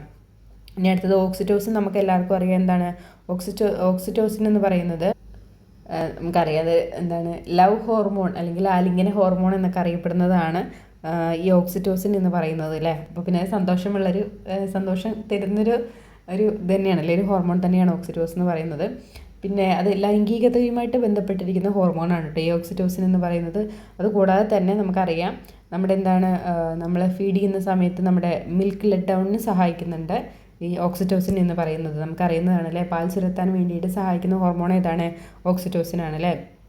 എൻഡോർഫിൻ എന്ന് പറയുമ്പോൾ നമുക്കറിയാം, പേര് കേൾക്കുമ്പോൾ തന്നെ അറിയാമല്ലോ, എൻഡോർഫിൻസ് വേദനാ സംഹാരിയായിട്ട് പ്രവർത്തിക്കുന്ന ഒരു ഹോർമോണാണ് എൻഡോർഫിൻ എന്ന് പറയുന്നത് കേട്ടോ. നമുക്ക് സങ്കടങ്ങളൊക്കെ വരുന്ന സമയത്ത് അതിനെ കൺട്രോൾ ചെയ്യുന്ന ഒരു ഹോർമോണാണ് ഈ എൻഡോർഫിൻ എന്ന് പറയുന്നത്. നമ്മുടെ ഈ പെയിനും പിന്നെ അതുപോലെ തന്നെ നമുക്കുണ്ടാവുന്ന ഈ സമ്മർദ്ദമൊക്കെ കുറയ്ക്കാൻ വേണ്ടിയിട്ട് ബ്രെയിൻ ഉൽപ്പാദിപ്പിക്കുന്ന ഒരു രാസവസ്തുവാണ് എൻഡോർഫിൻസ് എന്ന് പറയുന്നത്. അപ്പോൾ ഇത്രയാണ് നമുക്ക് ഹാപ്പി ഹോർമോണായിട്ട് പറയുന്നത്. നമ്മൾ നേരത്തെ പറഞ്ഞു ഇതിന് 4 എണ്ണത്തിനും കൂടെ കൂട്ടിയിട്ട് എന്ന് പറയുന്നുണ്ട് ഫീൽ ഗുഡ് ഹോർമോൺ എന്ന് അറിയപ്പെടുന്നുണ്ട് കേട്ടോ. നമുക്ക് കുറച്ച് ക്വസ്റ്റ്യൻസ് നോക്കാം. ഉത്കണ്ഠയെ മനഃശാസ്ത്രപരമായി വ്യക്തമാക്കുന്ന ഉത്തരം തിരഞ്ഞെടുക്കാൻ. ഭയവും ഉത്കണ്ഠയും ഒന്നു തന്നെയാണ്. പുലി ആക്രമിക്കാൻ വരുമ്പോൾ അനുഭവപ്പെടുന്നതാണ് ഭയം. ഭാവിയിൽ സംഭവിക്കാവുന്നതായി കരുതുന്ന കാര്യങ്ങളുള്ള ആശങ്കയാണ് ഉത്കണ്ഠ എന്ന് പറയുന്നത്. അപ്പോൾ നമുക്കറിയാലേ, ഭയവും ഉത്കണ്ഠയും ഒന്ന് തന്നെയാണെന്നുള്ള സ്റ്റേറ്റ്മെൻറ്റ് തെറ്റാണ്. ഭയവും ഉത്കണ്ഠയും എന്താണ് വെവ്വേറെയുള്ള വികാരങ്ങളാണ്. പുലി ആക്രമിക്കാൻ വരുമ്പോൾ നമുക്ക് അനുഭവപ്പെടുന്നത് ഏതാണ്? ഭയം എന്ന് പറഞ്ഞിട്ടുള്ള വികാരമാണ് അല്ലേ. ഇനി ഭാവിയിൽ സംഭവിക്കാവുന്നതായി കരുതുന്ന കാര്യങ്ങളുള്ള ഒരു ആശങ്ക, അതിനെയാണ് നമ്മൾ എന്ത് പറയുന്നത്? ആങ്സൈറ്റി അല്ലെങ്കിൽ ഉത്കണ്ഠ എന്ന് പറയുന്നത്. അപ്പോൾ ഇവിടെ 2, 3 മാത്രം ശരി എന്നുള്ള ഓപ്ഷനാണ് കേട്ടോ. 2, 3 മാത്രം ശരി, ഒന്ന് തെറ്റാണ്. ഭയവും ഉത്കണ്ഠയും എന്താണ്? രണ്ടും വെവ്വേറെ വികാരങ്ങളാണെന്ന് പഠിച്ചിരിക്കുക കേട്ടോ. നമുക്ക് ഒരു കാര്യം സംഭവിക്കാവുന്നതായിട്ട് കരുതുന്ന, അതിന് 2 നെഗറ്റീവും പോസിറ്റീവും ഉണ്ട്, അത് നമുക്കറിയാം. ആ 2 നെഗറ്റീവും പോസിറ്റീവും നമ്മൾ അങ്ങോട്ടും ഇങ്ങോട്ടും നമ്മളുള്ളിൽ തന്നെ കിടന്നിട്ട് അങ്ങോട്ടും ഇങ്ങോട്ടും ഒരു ഒന്നിലും ഉറച്ചു നിൽക്കാൻ കഴിയാത്തൊരു അവസ്ഥയാണ്. അതിനെയാണ് നമ്മൾ ആങ്സൈറ്റി അല്ലെങ്കിൽ ഉത്കണ്ഠ എന്ന് പറയുന്നത്. പക്ഷേ ഒരു പുലി ആക്രമിക്കാൻ വരുമ്പോൾ നമുക്ക് എന്താണ് തോന്നുക? ആങ്സൈറ്റി അല്ല തോന്നുക, നമുക്ക് പേടിയാണ് തോന്നുക, ഭയമാണ് തോന്നുക. അപ്പോൾ അതൊരു വികാരമാണ് കേട്ടോ. ആങ്സൈറ്റി എന്ന് പറയുന്നത് എന്താണ്? ഒരു ആശങ്കയാണ്. സംഭവിച്ചേക്കാം നമുക്ക് ഭാവിയിൽ, അല്ലെങ്കിൽ ഇങ്ങനെ ആവുമോ അങ്ങനെ ആവുമോ അങ്ങനെയുള്ളൊരു പേടി. ഇപ്പോൾ പുലി ആക്രമിക്കാൻ വരുന്നത് അതെന്നെ ആക്രമിക്കുമോ അല്ലെങ്കിൽ അതെന്നെ തിന്നുമോ, എനിക്ക് ഇവിടുന്ന് രക്ഷപ്പെടാൻ പറ്റുമോ, അങ്ങനെ നമുക്ക് ചിന്തിച്ച് നിൽക്കാനുള്ളൊരു സമയം ഉണ്ടാവില്ല. നമുക്കപ്പം തോന്നുന്നത് പേടിയാണ് തോന്നുക അല്ലെങ്കിൽ ഭയമാണ് തോന്നുക. അതാണ് കേട്ടോ അവിടെ ഡിഫറൻ്റ് ആയിട്ട് വരുന്നത്. ഭയവും ഉത്കണ്ഠയും എന്ത് തന്നെയാണ്? വേറെയാണ് കേട്ടോ, ഒന്നല്ല. ഇനി നോക്കൂ അടുത്ത ക്വസ്റ്റ്യൻ. ആദ്യകാല ബുദ്ധി സിദ്ധാന്തങ്ങൾ. പണ്ട് മുതലേ തന്നെ ബുദ്ധിയുടെ കാര്യത്തിൽ ഒരുപാട് തിയറികളൊക്കെ സിദ്ധാന്തങ്ങളൊക്കെ രൂപപ്പെട്ടിട്ടുണ്ട്. അപ്പോൾ അതിൽ നമുക്ക് കുറച്ച് ഇമ്പോർട്ടൻ്റ് ആയിട്ടുള്ള തിയറീസ് പഠിക്കാനുണ്ട്. അപ്പോൾ നമുക്കത് ഓരോന്ന് നോക്കിയിട്ട് പോവാം. ആദ്യത്തേതാണ് ഏകഘടക സിദ്ധാന്തം എന്ന് പറയുന്നത്. നമുക്ക് ആ പേര് കേൾക്കുമ്പോഴേ അറിയാം. ഏകഘടകം എന്ന് പറഞ്ഞാൽ ഒറ്റൊന്ന് അല്ലേ, ഒരു ഘടകം. അപ്പോൾ ബുദ്ധിയിൽ ഒരൊറ്റ പ്രതിഭാസമേ അന്തർഭവിച്ചിട്ടുള്ളൂ എന്ന് അനുശാസിക്കുന്ന തിയറിയാണ് ഏകഘടക സിദ്ധാന്തം എന്ന് പറയുന്നത്. ഇത് മുന്നോട്ട് വെച്ചത് ആൽഫ്രഡ് ബിന്നറ്റ്, ലൂയിസ് തെർമൻ, വില്യം സ്റ്റേൺ എന്ന് പറഞ്ഞിട്ടുള്ള ഒരു 3 വ്യക്തികളാണ് കേട്ടോ. അവരുടെ പേരും ജസ്റ്റ് ഒന്ന് അറിഞ്ഞു വെച്ചാൽ മതി. ആൽഫ്രഡ് ബിന്നറ്റ്, ലൂയിസ് തെർമൻ, വില്യം സ്റ്റേൺ എന്ന് പറഞ്ഞിട്ടുള്ള 3 വ്യക്തികളാണ് ഏകഘടക സിദ്ധാന്തം മുന്നോട്ട് വെച്ചിരിക്കുന്നത്. ഇനി അടുത്തതാണ് ദ്വിഘടക സിദ്ധാന്തം എന്ന് പറയുന്നത്. നമുക്കത് കേൾക്കുമ്പോൾ തന്നെ അറിയാമല്ലേ എന്താണ് ദ്വിഘടകം? 2 ഘടകങ്ങളുണ്ട് അല്ലേ. അത് ബുദ്ധിശക്തിയിൽ 2 ഘടകങ്ങൾ ഉണ്ട് എന്ന് പറയുന്ന ഒരു തിയറിയാണ് ദ്വിഘടക സിദ്ധാന്തം എന്ന് പറയുന്നത്. ഇത് മുന്നോട്ട് വെച്ചത് ആരാണ്? ഇമ്പോർട്ടൻ്റ് ആണ്, സ്പിയർമാൻ ആണ് കേട്ടോ. സ്പിയർമാൻ എന്ന് പറഞ്ഞിട്ടുള്ള സയൻറ്റിസ്റ്റാണ്. സൈക്കോളജിസ്റ്റാണ്, സയൻറ്റിസ്റ്റ് അല്ല, സൈക്കോളജിസ്റ്റാണ്. ഈ 2 ഫാക്ടർ തിയറി മുന്നോട്ട് വെച്ചത്. അതിൽ അദ്ദേഹം ഈ 2 ഫാക്ടറായിട്ട് പറയുന്നത് സാമാന്യ ഘടകം, വിശിഷ്ട ഘടകം എന്ന് പറഞ്ഞിട്ടുള്ള 2 ഘടകത്തെയാണ്. ഇതിൽ സാമാന്യ ഘടകത്തെ അദ്ദേഹം ജി എന്ന ലെറ്റർ കൊണ്ടും വിശിഷ്ട ഘടകത്തെ എസ് എന്ന ലെറ്റർ കൊണ്ടുമാണ് നോട്ട് ചെയ്തിട്ടുണ്ടായിരുന്നത്. ഒന്നുമില്ല, ജനറൽ ഫാക്ടറും സ്പെസിഫിക് ഫാക്ടറും. അങ്ങനെയാണ് അദ്ദേഹം ഈ തിയറിയിൽ അദ്ദേഹം പറഞ്ഞിട്ടുണ്ട്. ഈ 2 ശക്തികളെ, ഈ 2 ബുദ്ധിയിലുള്ള 2 ഘടകങ്ങളെ അദ്ദേഹം നോട്ട് ചെയ്തിട്ടുണ്ടായിരുന്നത്. ജനറലും സ്പെസിഫിക്കും, ജിയും എസും. ഇദ്ദേഹം പറയുന്നത് ഒന്നുമില്ല, ഈ ജികളും എസ്സുകളും, അതായത് നമ്മുടെ ഒരു വ്യക്തിയുടെ സാമാന്യ ഘടകവും വിശിഷ്ട ഘടകവും മറ്റൊരു വ്യക്തിയിൽ നിന്ന് വളരെയധികം വ്യത്യസ്തത ഉള്ളതായിരിക്കും. അതാണ് അദ്ദേഹം ഈ 2 ഫാക്ടർ തിയറിയിലൂടെ മുന്നോട്ട് വെക്കുന്നത് കേട്ടോ. ഈ ജി ഘടകത്തിൻ്റെ സവിശേഷതകൾ എന്ന് പറഞ്ഞാൽ ഒന്നുമില്ല, ജന്മസിദ്ധമായിരിക്കും എന്നാണ് പറയുക കേട്ടോ. ജിയുടെ ജി എന്ന് പറഞ്ഞാൽ ജനറൽ ഫാക്ടർ എന്ന് പറഞ്ഞാൽ അത് ജന്മസിദ്ധമായിട്ട് ജനിക്കുമ്പോഴേ കിട്ടുന്ന കഴിവുകളായിരിക്കും ജി ഘടകത്തിൽ ഉണ്ടായിരിക്കുക കേട്ടോ. പിന്നെ അദ്ദേഹം പറയുന്നത് ഈ ജിയുടെ അളവ്, സാമാന്യ ഘടകത്തിൻ്റെ അളവ് കൂടുന്നതിനനുസരിച്ചിട്ട് ജീവിത വിജയം കൂടുമെന്നാണ് അദ്ദേഹം പറയുന്നത് കേട്ടോ. പിന്നെ എസ് എന്ന് പറഞ്ഞാൽ പരിസ്ഥിതിയിൽ നിന്ന് ആർജിക്കപ്പെട്ടവയെന്നാണ് പറയുന്നത്. സ്പെസിഫിക് ഫാക്ടർ എന്ന് പറഞ്ഞാൽ അല്ലെങ്കിൽ വിശിഷ്ട ഘടകം എന്ന് പറഞ്ഞാൽ പരിസ്ഥിതിയിൽ നിന്ന് ആർജിക്കപ്പെട്ട കഴിവുകളെയാണ് അദ്ദേഹം ഈ വിശിഷ്ട ഘടകത്തിലൂടെ പറയുന്നത്.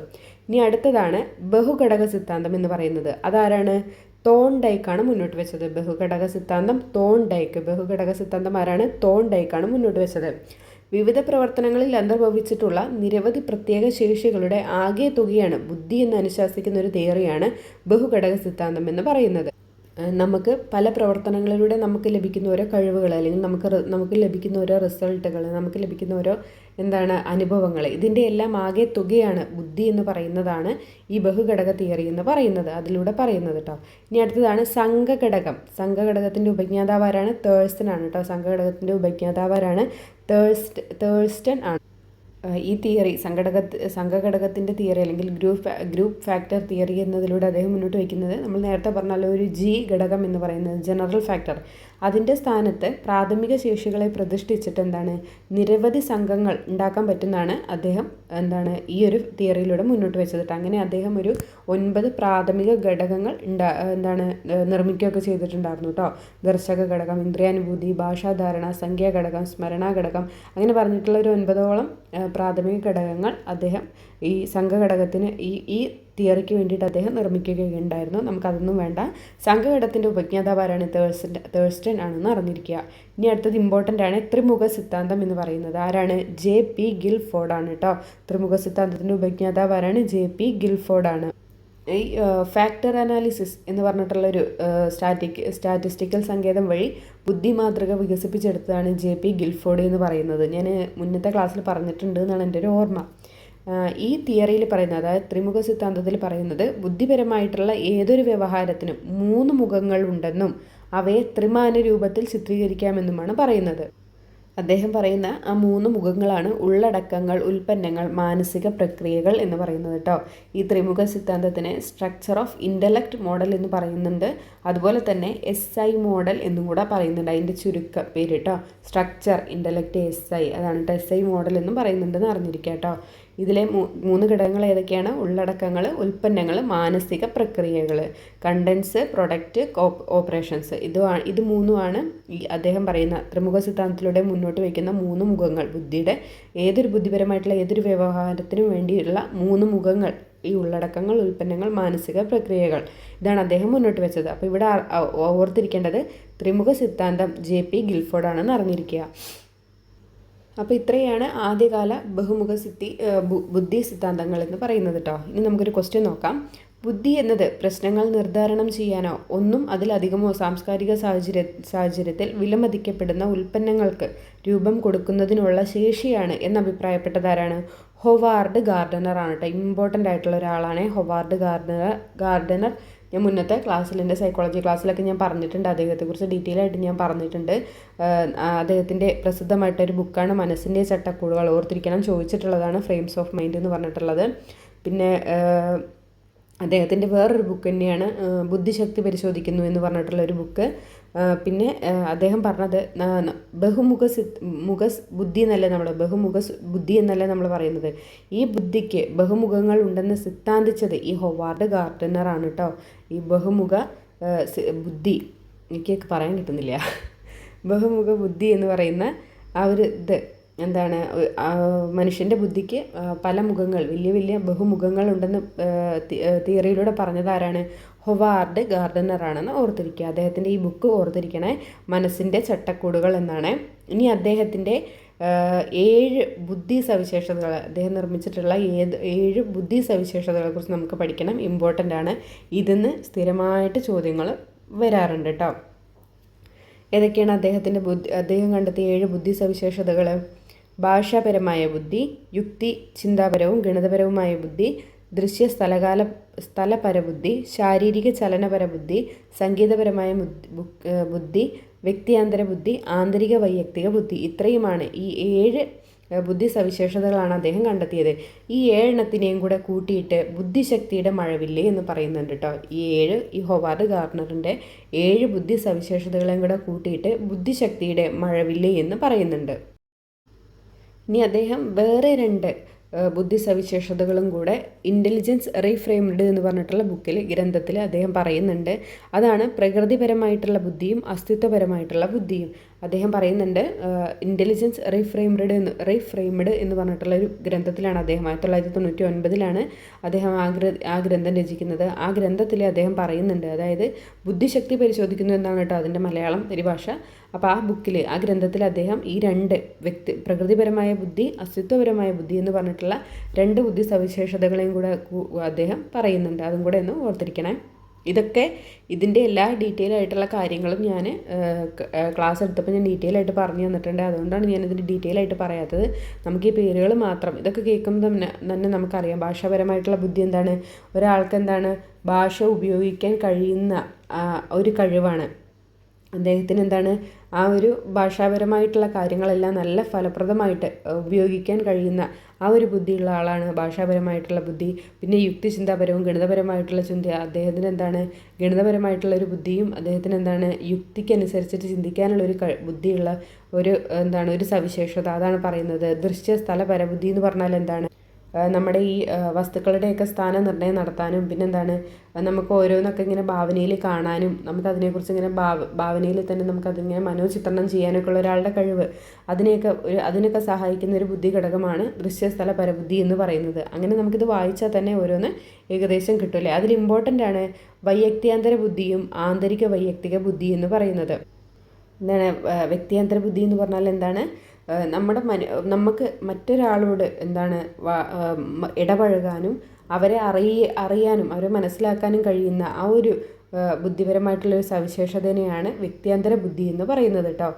അന്യരുടെ വികാര വിചാരങ്ങളും ആവശ്യങ്ങളും ഒക്കെ എന്താണ് നമ്മൾ അറിഞ്ഞിട്ട് എന്താണ് നമുക്ക് തിരിച്ച് പ്രതികരിക്കാൻ കഴിയുന്ന ആ ഒരു ബുദ്ധി, വളരെ നല്ല രീതിയിൽ വളരെ മാന്യമായിട്ടുള്ള രീതിയിൽ നമ്മുടെ മുന്നിൽ നിൽക്കുന്ന ഒരാളുടെ മാനസികാവസ്ഥ കണക്കിലെടുത്തിട്ട് നമ്മളെങ്ങനെ പെരുമാറണം എന്നുള്ള രീതിയിൽ എന്താണ് നമ്മൾ വളരെ മാന്യമായിട്ട് പെരുമാറുന്ന ആ ഒരു ബുദ്ധി സവിശേഷതയാണ് വ്യക്തിയാന്തര ബുദ്ധി എന്ന് പറയുന്നത്. ഇത് മുന്നേ ചോദിച്ചിട്ടുണ്ട്, അതുകൊണ്ടാണ് ഞാനിത് പറഞ്ഞത്.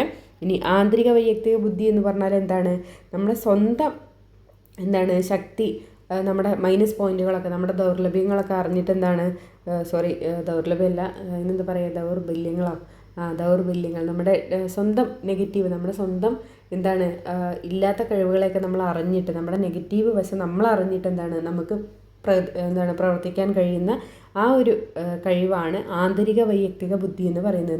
നമ്മളെ തന്നെ മനസ്സിലാക്കുക, നമുക്ക് എന്തൊക്കെയാണ് കഴിവുകൾ ഇല്ലാത്തത് അത് അറിഞ്ഞിട്ട് നമ്മൾ പെരുമാറുക, അതിനെയുള്ള ആ ഒരു പറയുന്നതാണ് ഇൻട്രാ പേഴ്സണൽ ഇൻ്റലിജൻസ് എന്ന് പറയുന്നത്. അതാണ് ഞാൻ പറയുന്നത്. ഇത് രണ്ട് ഇമ്പോർട്ടൻ്റ് ആണ്, അതുകൊണ്ടാണ് ഞാൻ എടുത്തു പറഞ്ഞത് കേട്ടോ.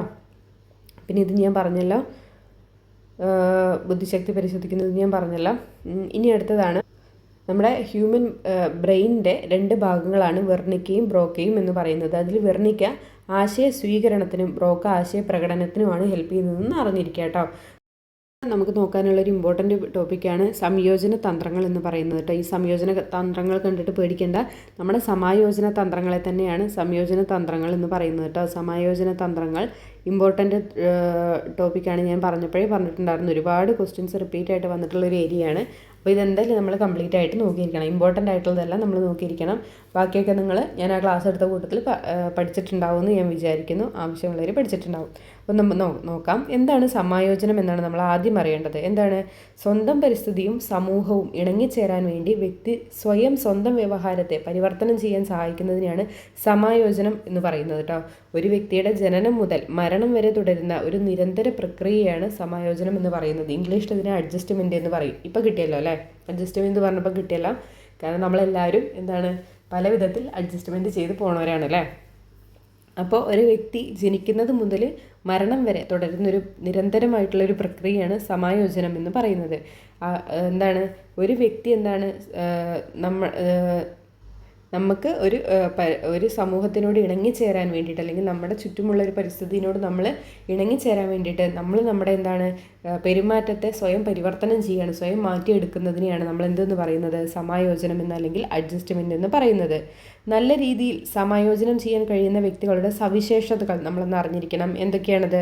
സ്വന്തം ശക്തികളെക്കുറിച്ച് വ്യക്തമായൊരു ധാരണ, സ്വയം ബഹുമാനിക്കുന്നതിനും മറ്റുള്ളവരെ ബഹുമാനിക്കുന്നതിനുമുള്ള കഴിവ്, പെരുമാറ്റങ്ങളിലുള്ള അയവ്, മീൻസ് ഞാൻ പിടിച്ച കൊമ്പിന് 3 മുയൽ അങ്ങനെയൊന്നുമില്ല, പെരുമാറ്റങ്ങളിൽ എന്ത് വേണം? അയവ് വേണം.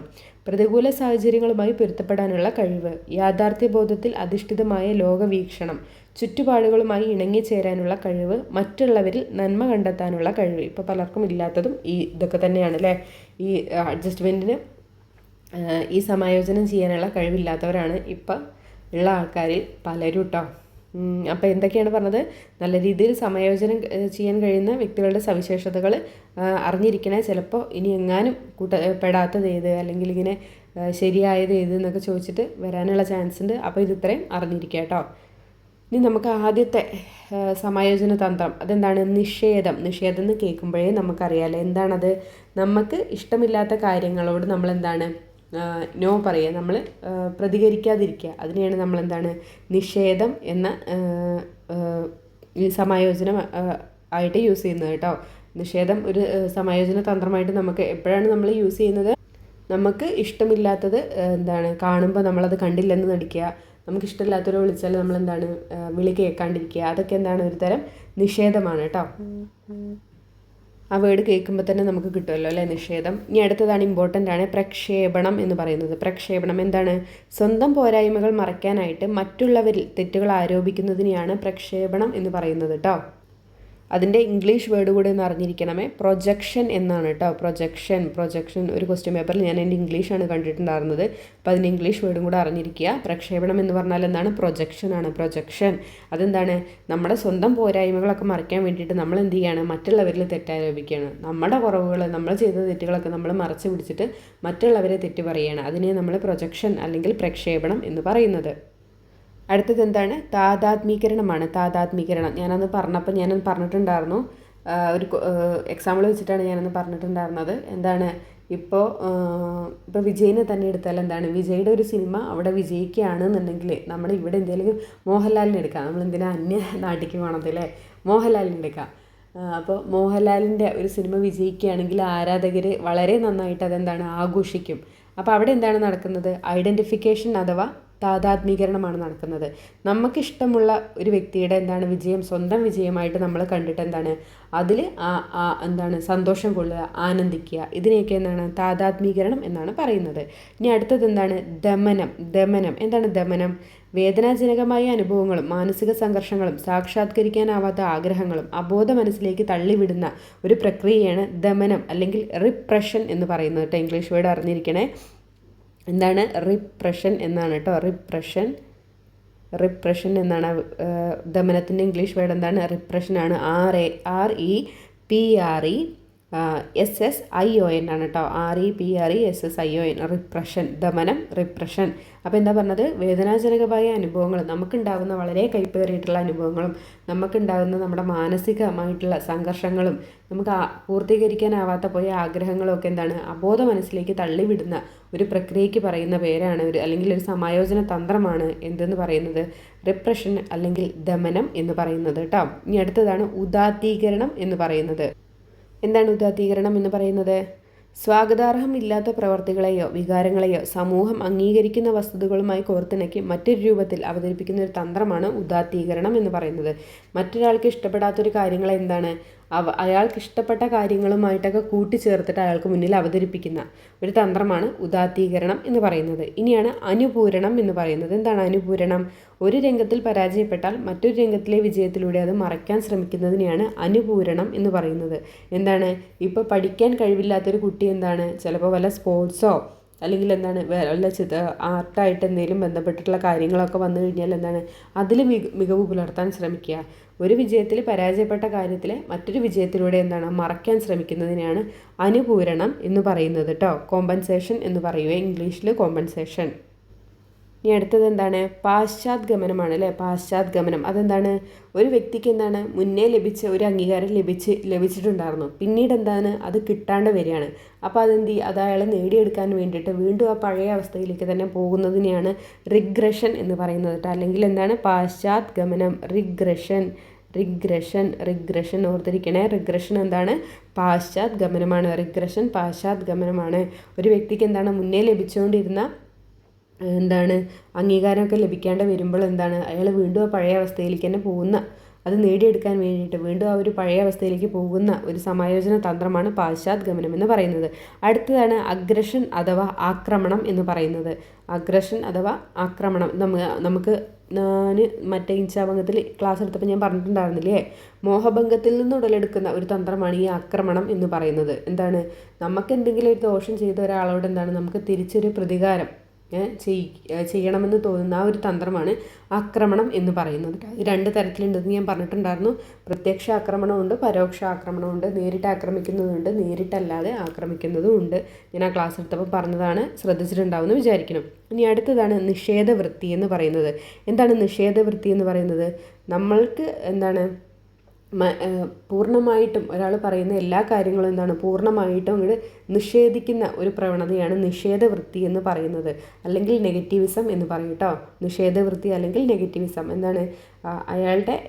അയാളുടെ എന്താണ് അയാളുടെ ഒരു പോയിന്റ് ഓഫ് വ്യൂ നമ്മൾ കാണാതെ കംപ്ലീറ്റ് ആയിട്ട് അങ്ങനെ നിഷേധിക്കുകയാണ്. അതിന് എന്ത് പറയുന്നു? നിഷേധവൃത്തി എന്നാണ് പറയുന്നത്. അതൊരു സമായോജന തന്ത്രമാണ്. ഇനി അടുത്തതാണ് പ്രതിസ്ഥാപനം അല്ലെങ്കിൽ സബ്സ്റ്റിറ്റ്യൂഷൻ എന്ന് പറയുന്നത്. എന്താണ് പ്രതിസ്ഥാപനം എന്ന് പറയുന്നത്? നമുക്ക് എന്താണ് നമ്മളെന്തെങ്കിലും ഒരു ലക്ഷ്യത്തോടെ നമ്മളൊരു പ്രവൃത്തി ചെയ്തുകൊണ്ടിരിക്കുകയാണ്. അപ്പം നമുക്കതിൽ എന്തെങ്കിലും ഒരു തടസ്സങ്ങളൊക്കെ വരും. അപ്പോൾ എന്താണ് അത് തടസ്സങ്ങൾ വരുന്ന സമയത്ത് ഞാൻ പറഞ്ഞിട്ടുണ്ടായിരുന്നു നമുക്കൊരു മാനസിക സംഘർഷങ്ങളൊക്കെ വരും, മാനസിക നൈരാശ്യമൊക്കെ വരും. ഇത് കുറയ്ക്കാനോ അല്ലെങ്കിൽ ഇത് മറികടക്കാനോ വേണ്ടിയിട്ട് നമ്മൾ വേറൊരു പ്രവൃത്തിയിൽ ഏർപ്പെട്ടിട്ട് സംതൃപ്തി നേടുന്ന അതിനെ പറയുന്നതാണ് പ്രതിസ്ഥാപനം അല്ലെങ്കിൽ സബ്സ്റ്റിറ്റ്യൂഷൻ എന്ന് പറയുന്നത്. നമുക്കത് കേൾക്കുമ്പോഴേ അറിയാമല്ലേ, ഒന്നിനെ മാറ്റി വേറൊന്നിനെ പ്രതിഷ്ഠിക്കുക, അതുതന്നെയാണ് പ്രതിസ്ഥാപനം എന്ന് പറയുന്നത്. ഓർത്തിരിക്കണേ. ഇനി അടുത്തതാണ് സഹാനുഭൂതി പ്രേരണം എന്ന് പറയുന്നത്. സഹാനുഭൂതി പ്രേരണം അതെന്താണ്? മറ്റുള്ളവരുടെ സഹാനുഭൂതി നേടി പ്രശ്നങ്ങളും വിഷമതകളും പരിഹരിക്കുന്ന ഒരു സമായോജന തന്ത്രമാണ് സഹാനുഭൂതി പ്രേരണം എന്ന് പറയുന്നത്. അടുത്തതാണ് പിൻവാങ്ങൽ എന്ന് പറയുന്നത്. എന്താണ് പിൻവാങ്ങൽ? എല്ലാ പ്രശ്നങ്ങളിൽ നിന്നാണ് പിൻവാങ്ങുന്ന ഒരു സ്വഭാവം, അതിനെ തന്നെയാണ് പിൻവാങ്ങൽ എന്ന് പറയുന്നത്. റിയാലിറ്റീനെ ഫേസ് ചെയ്യാൻ കഴിവില്ലാത്ത ആളുകൾ അതിൽ നിന്ന് പിൻവാങ്ങും. അതിനെയാണ് നമ്മൾ പിൻവാങ്ങൽ അഥവാ വിഡ്രോവൽ എന്ന് പറയുന്നത്. അവിടെ വേറൊരു കാര്യം കൂടെ പറയുന്നുണ്ട്, ഒരു ഒട്ടകപക്ഷി മനോഭാവം എന്ന് പറയുന്നുണ്ട് കേട്ടോ. ഈ പിൻവാങ്ങലിനെ ഒട്ടകപക്ഷി മനോഭാവമായിട്ട് കമ്പയർ ചെയ്യുന്നുണ്ട്. വിഷമ പ്രശ്നങ്ങൾ നേരിടുമ്പോൾ അറിഞ്ഞില്ലെന്ന് നടിക്കാനുള്ളൊരു പ്രവണത, അതാണ് ഒട്ടകപക്ഷി മനോഭാവം എന്ന് പറയുന്നത്. ഈ ഒട്ടകപക്ഷികൾ എന്തെങ്കിലുമൊക്കെ കാറ്റോ അങ്ങനെയൊക്കെ വരുന്ന സമയത്ത് ഈ ഒട്ടകപക്ഷികൾ എന്ത് ചെയ്യുന്ന ഈ തല മണ്ണിൽ പൂഴ്ത്തി വയ്ക്കും, മണ്ണിൻ്റെ ഉള്ളിൽ തല പൂഴ്ത്തി വയ്ക്കും, ഒരു പിൻവാങ്ങൽ പോലെ. അതുകൊണ്ടാണ് ഇവിടെ പറയുന്നത് പിൻവാങ്ങലും ഒട്ടകപക്ഷി മനോഭാവവുമായിട്ട് ഇവിടെ കമ്പയർ ചെയ്തിരിക്കുന്നത്. ഇനി അടുത്തതാണ് പ്രതിക്രിയാവിധാനം എന്ന് പറയുന്നത്. പ്രതിക്രിയാവിധാനം, ഒരാൾക്ക് ഇഷ്ടക്കുറവുള്ള വ്യക്തികളുണ്ടാകും. ഇത്തരം വ്യക്തികളോടും വസ്തുക്കളോടും ബാഹ്യമായി ഇഷ്ടം കാണിക്കുന്ന ഒരു സ്വഭാവം, ഒരു തന്ത്രമാണ് പ്രതിക്രിയാവിധാനം എന്ന് പറയുന്നത്. വിഡ്ഢികളോടും എന്നാണ് കേട്ടോ. അപ്പോൾ പ്രതിക്രിയാവിധാനം എന്ന് പറഞ്ഞാൽ എന്താണ്? ഒരാൾക്ക് എനിക്കിപ്പോൾ വേറെ ഒരു വ്യക്തിയോട് ദേഷ്യമുണ്ട്, ഇഷ്ടക്കുറവുണ്ട്, പക്ഷേ ഞാൻ പുറമേക്ക് എന്ത് ചെയ്യും? ഇഷ്ടമായിട്ട് നടിക്കും. അത് അങ്ങനെ കാണിക്കുന്ന ഒരു സ്വഭാവം അല്ലെങ്കിൽ അങ്ങനെ കാണിക്കുന്ന ഒരു തന്ത്രമാണ് പ്രതിക്രിയാവിധാനം എന്ന് പറയുന്നത്. അടുത്തത് എന്താണ്? ഭ്രമകൽപ്പന. എന്താണ് ഭ്രമകൽപ്പന എന്ന് പറയുമ്പോൾ നമുക്കത് കേൾക്കുമ്പോഴേ അറിയാം നമ്മുടെ ആഗ്രഹങ്ങൾ സ്വപ്നം കണ്ടിട്ട് പൂർത്തീകരിക്കുകയാണ്. അതിനെയാണ് നമ്മൾ ഭ്രമകൽപ്പന എന്ന് പറയുന്നത്, ഫാൻറ്റസി എന്ന് പറയും കേട്ടോ. ഇനി അടുത്തതാണ് വൈകാരിക അകൽച്ച എന്ന് പറയുന്നത്. എന്താണ് വൈകാരിക അകൽച്ച എന്ന് പറയുന്നത്? നമുക്ക് ഒരു പ്രവൃത്തിയിൽ നമുക്ക് പരാജയം ഒക്കെ വന്നു കഴിഞ്ഞാൽ നമുക്ക് സങ്കടവും ആങ്സൈറ്റിയും ഒക്കെ ഉണ്ടാവും. അപ്പോൾ അങ്ങനെ വരുന്ന ഒരവസ്ഥയിൽ ചില ആളുകൾ ഒരു വൈകാരിക അകൽച്ച, ആ ഒരു സംഭവത്തിനോടൊരു വൈകാരിക അകൽച്ച കീപ്പ് ചെയ്യും. അതിനെ തന്നെയാണ് പറയുന്നത്, അതൊരു തന്ത്രമാണ്. ആ വൈകാരിക അകൽച്ച കീപ്പ് ചെയ്യുന്നത് എന്തിനാണ്? അതിനെ മറികടക്കാൻ വേണ്ടിയിട്ടാണ്. അതൊരു തന്ത്രമാണ് അവിടെ. അപ്പോൾ അതിനെയാണ് വൈകാരിക അകൽച്ച എന്ന് പറയുന്നത്. നമുക്ക് നിരാശയോ വേദനയൊക്കെ ഉണ്ടാകുന്ന സാഹചര്യങ്ങളിൽ നിന്നാണ് ഒഴിഞ്ഞു നിൽക്കാനുള്ളൊരു തന്ത്രമായിട്ടാണ് വൈകാരിക അകൽച്ച ഇവിടെ പറയുന്നത്. ഇനിയാണ് അന്തർക്ഷേപണം എന്ന് പറയുന്നത്. എന്താണ് അന്തർക്ഷേപണം എന്ന് പറയുന്നത്? അന്യരിൽ നിന്ന് അറിയാത്ത ആശയങ്ങളും അനുഭാവങ്ങളും സ്വീകരിച്ച് സ്വന്തം ജീവിതചര്യയുടെ ഭാഗമാക്കുന്നതിനെയാണ് അന്തർക്ഷേപണം എന്ന് പറയുന്നത്. നമുക്ക് അറിയാത്തൊരാൾ, പക്ഷേ അയാൾ എന്തെങ്കിലുമൊക്കെ ആശയങ്ങളോ അല്ലെങ്കിൽ എന്തെങ്കിലുമൊക്കെ അയാളുടെ റുട്ടീൻസൊക്കെ നമ്മുടെ ലൈഫിലേക്ക് കോപ്പി ചെയ്യാൻ ശ്രമിക്കുന്നൊരു തന്ത്രം, നമ്മുടെ ലൈഫിലേക്ക് നമ്മൾ കോപ്പി ചെയ്ത് വെക്കുന്നതിനെയാണ് എന്തെന്ന് പറയുന്നത്? അന്തർക്ഷേപണം എന്ന് പറയുന്നത്. ഇനി അഹം കേന്ദ്രീക തത്വം. എന്താണ് അഹം കേന്ദ്രീക തത്വം എന്ന് പറയുന്നത്? ഒരു കുട്ടിക്ക് എപ്പോഴും പ്രത്യേകമായിട്ടുള്ള കെയറിങ്ങും സ്നേഹവും പ്രശംസയൊക്കെ ലഭിക്കുകയാണ്. അപ്പോൾ ആ കുട്ടികൾ എന്ത് ചെയ്യും? ആ കുട്ടികൾക്ക് അത് ലഭിക്കാതെ വരുമ്പോൾ അവരെന്ത് ചെയ്യും? വേറെ കാര്യങ്ങളിലൂടെ അവരത് നേടിയെടുക്കാൻ വേണ്ടിയിട്ട് ശ്രമിക്കും. ഇപ്പോൾ സ്ഥിരമായിട്ട് നമ്മൾ കുട്ടികൾക്ക് പറയുന്നതെല്ലാം വാങ്ങിച്ചു കൊടുത്തുകൊണ്ടേ ഇരുന്ന് കഴിഞ്ഞാൽ ഒരു ദിവസം അവർ പറയുന്നൊരു സാധനം വാങ്ങിച്ചു കൊടുക്കാൻ കഴിഞ്ഞിട്ടില്ല എന്നുണ്ടെങ്കിൽ അവരത് വേറൊരു രീതിയിലൂടെ നേടിയെടുക്കാൻ വേണ്ടിയിട്ട് ശ്രമിക്കും. ഇതിനെയാണ് എന്തെന്ന് പറയുന്നത്? അഹം കേന്ദ്രീയ തത്വം എന്ന് പറയുന്നത്. ഞാൻ അന്ന് പറഞ്ഞിട്ടുണ്ടായിരുന്നു കുട്ടികളുടെ ദുശ്ശാഠ്യം, കുട്ടികളുടെ വാശി ഇതിനൊരു ഉദാഹരണമായിട്ട് പറയുന്നുണ്ട്. ഇനി അടുത്തതാണ് ശ്രദ്ധാഗ്രഹണം എന്ന് പറയുന്നത്. എന്താണ് ശ്രദ്ധാഗ്രഹണം എന്ന് പറയുന്നത്?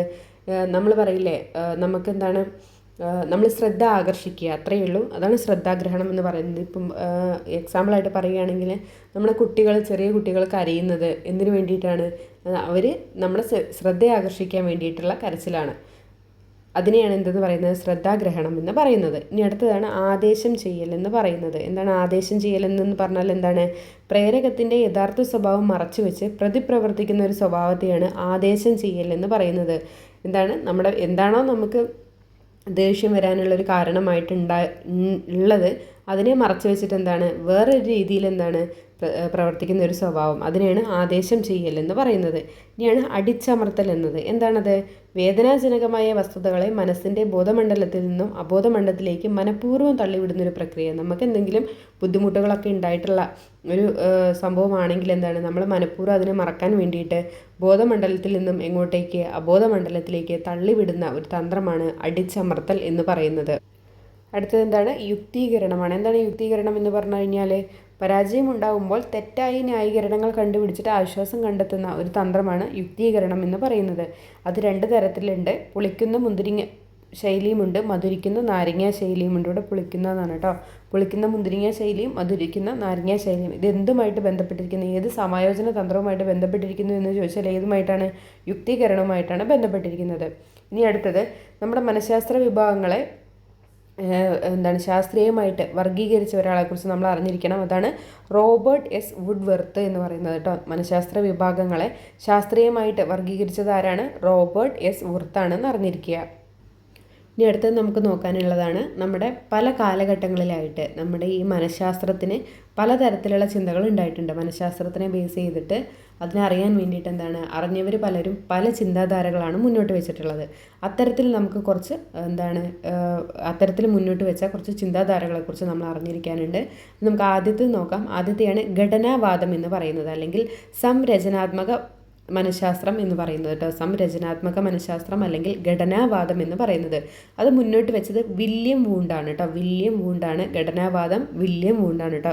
ജർമ്മൻ സൈക്കോളജിസ്റ്റ് ആയിരുന്നു അദ്ദേഹം. വില്യം വൂണ്ടാണ് കേട്ടോ. ഓർത്തിരിക്കണേ, മറക്കരുത്. ഘടനാവാദം വില്യം വൂണ്ട് അല്ലെങ്കിൽ സംരചനാത്മക മനഃശാസ്ത്രം.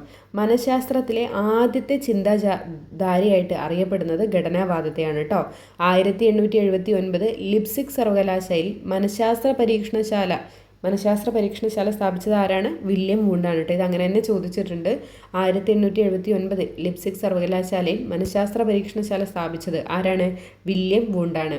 ഇനി അദ്ദേഹം അറിയപ്പെടുന്നത് മനഃശാസ്ത്ര പരീക്ഷണങ്ങളുടെ പിതാവ്, ആധുനിക പരീക്ഷണ മനഃശാസ്ത്രത്തിൻ്റെ പിതാവ് എന്നിങ്ങനെയാണ് കേട്ടോ. മനഃശാസ്ത്ര പരീക്ഷണങ്ങളുടെ പിതാവ്, ആധുനിക പരീക്ഷണ മനഃശാസ്ത്രത്തിൻ്റെ പിതാവ് എന്ന് പറഞ്ഞാലും ആര് തന്നെയാണ്? വില്യം വൂണ്ട് തന്നെയാണ് കേട്ടോ. ഈ ഘടനാവാദം അല്ലെങ്കിൽ സംരചനാത്മക മനഃശാസ്ത്രം എന്തിനാണ് പ്രാധാന്യം നൽകുന്നത്? അത് സംവേദനത്തിനാണ് കേട്ടോ. ഒരു വസ്തുവിൻ്റെ ഘടന അതിൻ്റെ ധർമ്മത്തെ നിർണ്ണയിക്കുന്നു എന്നുള്ളതാണ് ഘടനാവാദം മുന്നോട്ട് വയ്ക്കുന്നത്. ഒരു വസ്തുവിൻ്റെ ഘടന അതിൻ്റെ ധർമ്മത്തെ നിർണ്ണയിക്കുന്നു എന്നാണ് ഘടനാവാദം അല്ലെങ്കിൽ സംരചനാത്മക മനഃശാസ്ത്രം മുന്നോട്ട് വയ്ക്കുന്നത്. വില്യം വൂണ്ട് ഓർത്തിരിക്കണേ, മറക്കരുത്. ഇനി അടുത്തതാണ് ധർമ്മവാദം അല്ലെങ്കിൽ പകരാത്മിക മനഃശാസ്ത്രം എന്ന് പറയുന്നത്. ധർമ്മവാദം അല്ലെങ്കിൽ പകരാത്മിക മനഃശാസ്ത്രം അത് മുന്നോട്ട് വെച്ചത് വില്യം ജെയിംസ് ആണ് കേട്ടോ. വില്യം ജെയിംസ് ആണ് ധർമ്മവാദം മുന്നോട്ട് വെച്ചത്.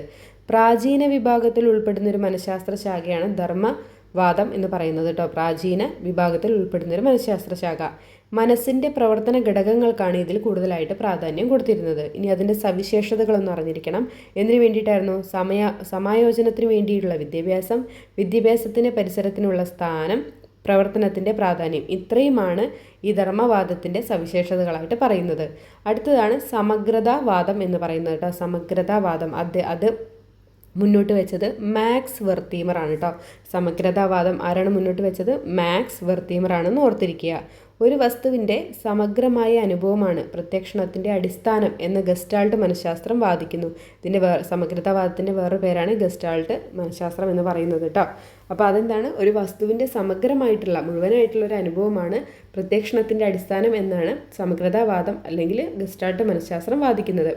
ഒരു പഠിതാവിനെ അല്ലെങ്കിൽ വ്യക്തിയെ പഠിപ്പിക്കുന്നതിനും മനസ്സിലാക്കുന്നതിനും അവരുടെ വ്യക്തിഗത അനുഭവങ്ങൾ മനസ്സിലാക്കിയാൽ മാത്രമേ സാധിക്കൂ എന്നാണ് സമഗ്രതാവാദം മുന്നോട്ട് വയ്ക്കുന്നത്. ഒരു വ്യക്തിനെ ഒരാളെ പഠിപ്പിക്കണമെന്നുണ്ടെങ്കിൽ എന്താണ്? അദ്ദേഹത്തെ മനസ്സിലാക്കും. അദ്ദേഹത്തിൻ്റെ വ്യക്തിഗത അനുഭവങ്ങൾ, അദ്ദേഹത്തിൻ്റേതായിട്ടുള്ള അനുഭവങ്ങളെല്ലാം മനസ്സിലാക്കിയാൽ മാത്രമേ എന്താണ് അദ്ദേഹത്തെ പഠിപ്പിക്കാൻ സാധിക്കുന്നു എന്നാണ് സമഗ്രതാവാദം മുന്നോട്ട് വയ്ക്കുന്നത്. ഇനി വ്യവഹാരവാദം അല്ലെങ്കിൽ ചേഷ്ടാവാദം, വ്യവഹാരവാദം അല്ലെങ്കിൽ ചേഷ്ടാവാദം, അത് മുന്നോട്ട് വെച്ചത് ജോൺ ബി വാട്സൺ ആണ് കേട്ടോ. ജോൺ ബി വാട്സൺ ആണ് വ്യവഹാരവാദം അല്ലെങ്കിൽ ചേഷ്ടാവാദം മുന്നോട്ട് വെച്ചത്. വ്യവഹാരവാദം അനുസരിച്ച് ഒരു വ്യക്തിയെ പഠിപ്പിക്കാനായി അല്ലെങ്കിൽ മനസ്സിലാക്കാനായി ആ വ്യക്തിയുടെ പെരുമാറ്റങ്ങളെയാണ് പഠനവിധേയമാക്കേണ്ടത്. ഇതാണ് വ്യവഹാരവാദം അല്ലെങ്കിൽ ചേഷ്ടാവാദം മുന്നോട്ട് വെക്കുന്നത്. ഇനി അടുത്തതാണ്, ഇമ്പോർട്ടൻ്റ് ആണ്, മാനസിക അപഗ്രഥനം അല്ലെങ്കിൽ മനോവിശ്ലേഷണ സമീപനം എന്ന് പറയുന്നത്. മുന്നോട്ട് വെച്ചത് ആരാണ്? സിഗ്മണ്ട് ഫ്രോയിഡ് ആണ് കേട്ടോ. മാനസിക അപഗ്രഥനം അല്ലെങ്കിൽ മനോവിശ്ലേഷണ സമീപനം മുന്നോട്ട് വെച്ചിരിക്കുന്നത് സിഗ്മണ്ട് ഫ്രോയിഡ് ആണ്. പ്രധാന മാനസിക പ്രവർത്തനങ്ങളെല്ലാം നിയന്ത്രിക്കുന്നത് അബോധതലമാണെന്ന് വ്യക്തമാക്കി. ആര്? സിഗ്മണ്ട് ഫ്രോയിഡ് മാനസിക അപഗ്രഥന തിയറിയിലൂടെ ചിന്താധാരയിലൂടെ വ്യക്തമാക്കി. എന്താണ് പറഞ്ഞത്? പ്രധാന മാനസിക പ്രവർത്തനങ്ങളെല്ലാം നിയന്ത്രിക്കുന്നത് അബോധതലമാണെന്ന് വ്യക്തമാക്കി. അബോധ മനസ്സിൻ്റെ ചോദ്യങ്ങളാണ് ചിന്തയിലൂടെയും സ്വപ്നങ്ങളിലൂടെയും വ്യവഹാരങ്ങളിലൂടെയും ഒരു വ്യക്തിയിൽ പ്രകടമാകുന്നത് എന്ന് വാദിക്കുന്ന സിദ്ധാന്തമാണ് മാനസിക അപഗ്രഥനം അല്ലെങ്കിൽ മനോവിശ്ലേഷണ സമീപനം എന്ന് പറയുന്നത്. ആരുടെയായിരുന്നു? സിഗ്മണ്ട് ഫ്രോയിഡിൻ്റെ. ഇനി അടുത്തതാണ് മാനവികതാവാദം എന്ന് പറയുന്നത്. അത് 21-ാം നൂറ്റാണ്ടിലെ പുതിയ ആശയത്തെ ബേസ് ചെയ്തിട്ടാണ് മാനവികതാവാദം മുന്നോട്ട് വന്നിരിക്കുന്നത് കേട്ടോ. ഒരു മനുഷ്യനെ ഭൗതികവും ആത്മീയവുമായ ആഗ്രഹങ്ങളും ലക്ഷ്യങ്ങളുമുള്ള ഒരു ജീവിയായിട്ടാണ് കാണുന്നത്. ഏറെക്കുറെ മെച്ചപ്പെട്ടിട്ടുള്ള ഒരു വാദമാണ് മാനവികതാവാദം എന്ന് പറയുന്നത്. ഒരു മനുഷ്യനെ എങ്ങനെയാണ് ഭൗതികവും ആത്മീയവുമായിട്ടുള്ള ആഗ്രഹങ്ങളും ലക്ഷ്യങ്ങളും ഒക്കെയുള്ള ഒരു ജീവിയായിട്ടാണ് ഇതിൽ കാണുന്നത്. മനുഷ്യൻ്റെ സവിശേഷ ഗുണങ്ങൾക്ക് പ്രാധാന്യം നൽകുന്നുണ്ട്. മാനവികതാവാദത്തിൽ മനുഷ്യൻ്റെ സവിശേഷ ഗുണങ്ങൾക്കും പ്രാധാന്യം നൽകുന്നു. നമുക്ക് കുറച്ച് ക്വസ്റ്റ്യൻ നോക്കാം. ഒരാളുടെ ആത്മാവ് ബോധമാണ് അവൻ്റെ വ്യവഹാരങ്ങളെ നിയന്ത്രിക്കുന്നു എന്ന് അഭിപ്രായപ്പെട്ടത് കോൾ റോജേഴ്സ് ആണ് കേട്ടോ. ആത്മാവ് ബോധമല്ല, ആത്മാവബോധമാണെന്നാണ് കേട്ടോ. ആത്മാവബോധം. ഒരാളുടെ ആത്മാവബോധമാണ് അവൻ്റെ വ്യവഹാരങ്ങളെ നിയന്ത്രിക്കുന്നത് എന്ന് അഭിപ്രായപ്പെട്ടത് ആരാണ്? കോൾ റോജേഴ്സ് ആണ് കേട്ടോ. Call Rogers. ഇനി ആത്മാവിഷ്കാരമാണ് ജീവിതത്തിൻ്റെ പരമമായ ലക്ഷ്യം എന്ന് അഭിപ്രായപ്പെട്ടത് ആരാണ്? മാസ്ലോ ആണ് കേട്ടോ. മുന്നേ ചോദിച്ചിട്ടുണ്ട്. ആത്മാവിഷ്കാരമാണ് ജീവിതത്തിൻ്റെ പരമമായ ലക്ഷ്യം എന്ന് അഭിപ്രായപ്പെട്ടത് ആരാണ്? മാസ്ലോ ആണ് കേട്ടോ. ഈ രണ്ട് കോട്ട്സ് ഒന്ന് ഓർത്തിരിക്കണേ. ഇനി അടുത്തതാണ് ജ്ഞാനനിർമ്മിതിവാദം എന്ന് പറയുന്നത്. വിജ്ഞാന ശകലങ്ങൾ ഒരു വ്യക്തി എങ്ങനെയാണ് ഉൾക്കൊള്ളുന്നതെന്നും എങ്ങനെയാണ് അവയെ വിശകലനം ചെയ്ത് സ്വീകരിക്കുന്നതെന്നും സ്വാംശീകരിക്കുന്നതെന്നും ഉള്ള കാര്യങ്ങൾക്ക് വൈജ്ഞാനിക മനഃശാസ്ത്രം പ്രാധാന്യം നൽകുന്നു. ജ്ഞാനനിർമ്മിതിവാദം അല്ലെങ്കിൽ വൈജ്ഞാനിക മനഃശാസ്ത്രം എങ്ങനെയാണ് ഒരു വ്യക്തിക്ക് ഒരു അറിവ് കിട്ടിക്കഴിഞ്ഞാൽ അത് അയാൾ എങ്ങനെയാണ് ഉൾക്കൊള്ളുന്നത്, അത് അയാൾ എങ്ങനെയാണ് അതിനെ വിശകലനം ചെയ്തിട്ട് അയാൾ സ്വീകരിക്കുന്നത് എന്നിങ്ങനെയുള്ള കാര്യങ്ങൾക്കൊക്കെ പ്രാധാന്യം കൊടുക്കുന്നതാണ് ജ്ഞാനനിർമ്മിതിവാദം എന്ന് പറയുന്നത്. ഇതിൽ ഇമ്പോർട്ടൻ്റ് പോയിന്റ് എന്താണെന്ന് വെച്ചാൽ കുട്ടിക്ക് സ്വയം അറിവ് നിർമ്മിക്കാനുള്ള കഴിവുണ്ടെന്ന് മുന്നോട്ട് വയ്ക്കുന്ന ഒരു വാദം ഏതാണെന്ന് ചോദിച്ചാൽ ഏതാണ്? അത് ജ്ഞാനനിർമ്മിതിവാദം അല്ലെങ്കിൽ വൈജ്ഞാനിക മനഃശാസ്ത്രമാണ്. ഒരു കുട്ടിക്ക് സ്വയം അറിവ് നിർമ്മിക്കാനുള്ള കഴിവുണ്ടെന്ന ആശയം മുന്നോട്ട് വയ്ക്കുന്നത് ഏത് വാദമാണ്? ജ്ഞാനനിർമ്മിതിവാദമാണെന്ന് അറിഞ്ഞിരിക്കുക. ഇനി അടുത്ത ടോപ്പിക്കിലേക്ക് പോവാം. മനുഷ്യ സ്വഭാവവും പ്രതികരണങ്ങളും എന്ന് പറഞ്ഞിട്ടുള്ളൊരു ടോപ്പിക്കാണ്. കുറച്ചധികം നമുക്ക് കവർ ചെയ്യാനുണ്ട്, അതുകൊണ്ടാണ് സ്പീഡിൽ പോണത്. എല്ലാവരും ഒന്ന് അഡ്ജസ്റ്റ് ചെയ്യാം കേട്ടോ. ഇതിൻ്റെ മുന്നേ ഞാൻ എന്തൊക്കെ ക്ലാസ് എടുത്തതാണ്. ഇത് ജസ്റ്റ് ഒരു ഓർമ്മപ്പെടുത്തൽ മാത്രമായിട്ടാണ് കേട്ടോ ഞാൻ ഈ ക്ലാസ് ഇട്ടിരിക്കുന്നത്. പിന്നെ ഇതിൻ്റെ PDF നാളെ ഞാൻ നിങ്ങൾക്ക് ടെലിഗ്രാം ഗ്രൂപ്പിൽ ഇടുകയും ചെയ്യാം. അപ്പോൾ നിങ്ങൾക്ക് എക്സാമിന് പോകുന്നതിന് മുമ്പ് ജസ്റ്റ് ഒന്നും കൂടി വായിക്കാനും കൂടെ എളുപ്പമായിരിക്കും. വ്യക്തിയുടെ സ്വഭാവത്തെയും പ്രതികരണത്തെയും സ്വാധീനിക്കുന്ന ഘടകങ്ങൾ ഏതൊക്കെയാണ്? മാതാപിതാക്കളുടെ ജീവിത നിലവാരം, വളർന്നു വരുന്ന സാഹചര്യങ്ങൾ, വീട്ടിലെ മുതിർന്നവരുടെ സാന്നിധ്യം, മറ്റ് സാമൂഹിക ബന്ധങ്ങളുടെ നിലവാരം. അപ്പോൾ ഇത്രയും ഘടകങ്ങളാണ് ഒരു വ്യക്തിയുടെ സ്വഭാവത്തെയും പ്രതികരണത്തെയൊക്കെ സ്വാധീനിക്കുന്നത് അല്ലേ? നമുക്കെല്ലാവർക്കും അറിയാം, വളരെ ശരിയാണ് അല്ലേ? മനുഷ്യ സ്വഭാവത്തിൻ്റെ അടിസ്ഥാന ഘടകങ്ങൾ എന്തൊക്കെയാണ്? പാരമ്പര്യം, നാഡീവ്യവസ്ഥ, മസ്തിഷ്കം, സ്കൂള്, സമപ്രായക്കാർ, മാധ്യമം, സംസ്കാരം, ഇവയെല്ലാം ഒരു മനുഷ്യ സ്വഭാവത്തിൻ്റെ അടിസ്ഥാന ഘടകങ്ങളാണ് അല്ലേ? ഇവയിലൂടെ ഒക്കെ ഒരു മനുഷ്യന് അവരുടെ സ്വഭാവം, ഒരു വ്യക്തിക്ക് അവൻ്റെ സ്വഭാവം രൂപപ്പെടുന്നതിൽ ഈ ഘടകങ്ങൾക്കെല്ലാം ഒരു നല്ല പങ്കുണ്ട്. അതിൽ പാരമ്പര്യം നമുക്ക് നോക്കാം. മാതാപിതാക്കളുടെ ജീനുകളുടെ ഏകോപനക്കുറവ് കുട്ടികളിൽ മാനസിക പെരുമാറ്റ പ്രവർത്തനങ്ങൾക്കും അസാധാരണ രോഗങ്ങൾക്കും കാരണമാകുന്നു. ശരി തന്നെയാണ് അല്ലേ? പാരമ്പര്യമായിട്ട് കിട്ടുന്ന പല അസുഖങ്ങളും ഉണ്ട്. ജീനുകളുടെ കുറവ് മൂലവും കൂടുതൽ മൂലമൊക്കെ പാരമ്പര്യമായിട്ട് ലഭിക്കുന്ന പല അസുഖങ്ങളും ഉണ്ട്. ജനിച്ചു വരുന്നതും ജീവിച്ചു വരുന്നതുമായ പാരമ്പര്യ സംസ്കാരവുമായി വ്യക്തി തൻ്റെ ജീവിതത്തെ ബന്ധിപ്പിക്കുന്നു. വൈവിധ്യമാർന്ന അനുഭവങ്ങളും അവസരങ്ങളും വ്യക്തിയുടെ സ്വഭാവത്തെ ഗണ്യമായി സ്വാധീനിക്കുന്നു. മനുഷ്യ ശരീരത്തിലെ പാരമ്പര്യ ഘടകങ്ങളാണ് ക്രോമസോമുകൾ. ശാരീരികവും മാനസികവുമായ പാരമ്പര്യ ഘടകങ്ങളുടെ പഠനത്തെ എന്ത് വിളിക്കുന്നു? ജനറ്റിക്സ് എന്ന് വിളിക്കുന്നു. മനുഷ്യ സ്വഭാവം മനുഷ്യൻ്റെ ശരീരഘടനയും നിയന്ത്രിക്കുന്നതിൽ ഹോർമോണുകളാണ് പ്രധാന പങ്ക് വഹിക്കുന്നത്. ശരി തന്നെയല്ലേ? മനുഷ്യൻ്റെ സ്വഭാവത്തിൽ ഹോർമോൺസ് വളരെ നന്നായിട്ട് പങ്കുവഹിക്കുന്നുണ്ട് അല്ലേ? നമുക്കറിയാം ഫെമിനിസവും ഒക്കെ പുരുഷന്മാരിൽ സ്ത്രീകളുടെ സ്ത്രൈണതയും അതേപോലെ തന്നെ സ്ത്രീകളിൽ പുരുഷന്മാരുടെ സ്വഭാവമൊക്കെ നമ്മൾ കാണുന്നുണ്ട്. ഇതെല്ലാം ഹോർമോണിൻ്റെ ഏറ്റക്കുറച്ചിലുകൾ കൊണ്ട് സംഭവിക്കുന്നതാണ്. അതുപോലെ തന്നെ ശരീരഘടനയിൽ പലതരം ഹോർമോണുകൾ നമുക്കറിയാം. സൊമാറ്റോട്രോപ്പിൻ കൂടിയാലും കുറഞ്ഞാലും അസുഖങ്ങളുണ്ടാവും.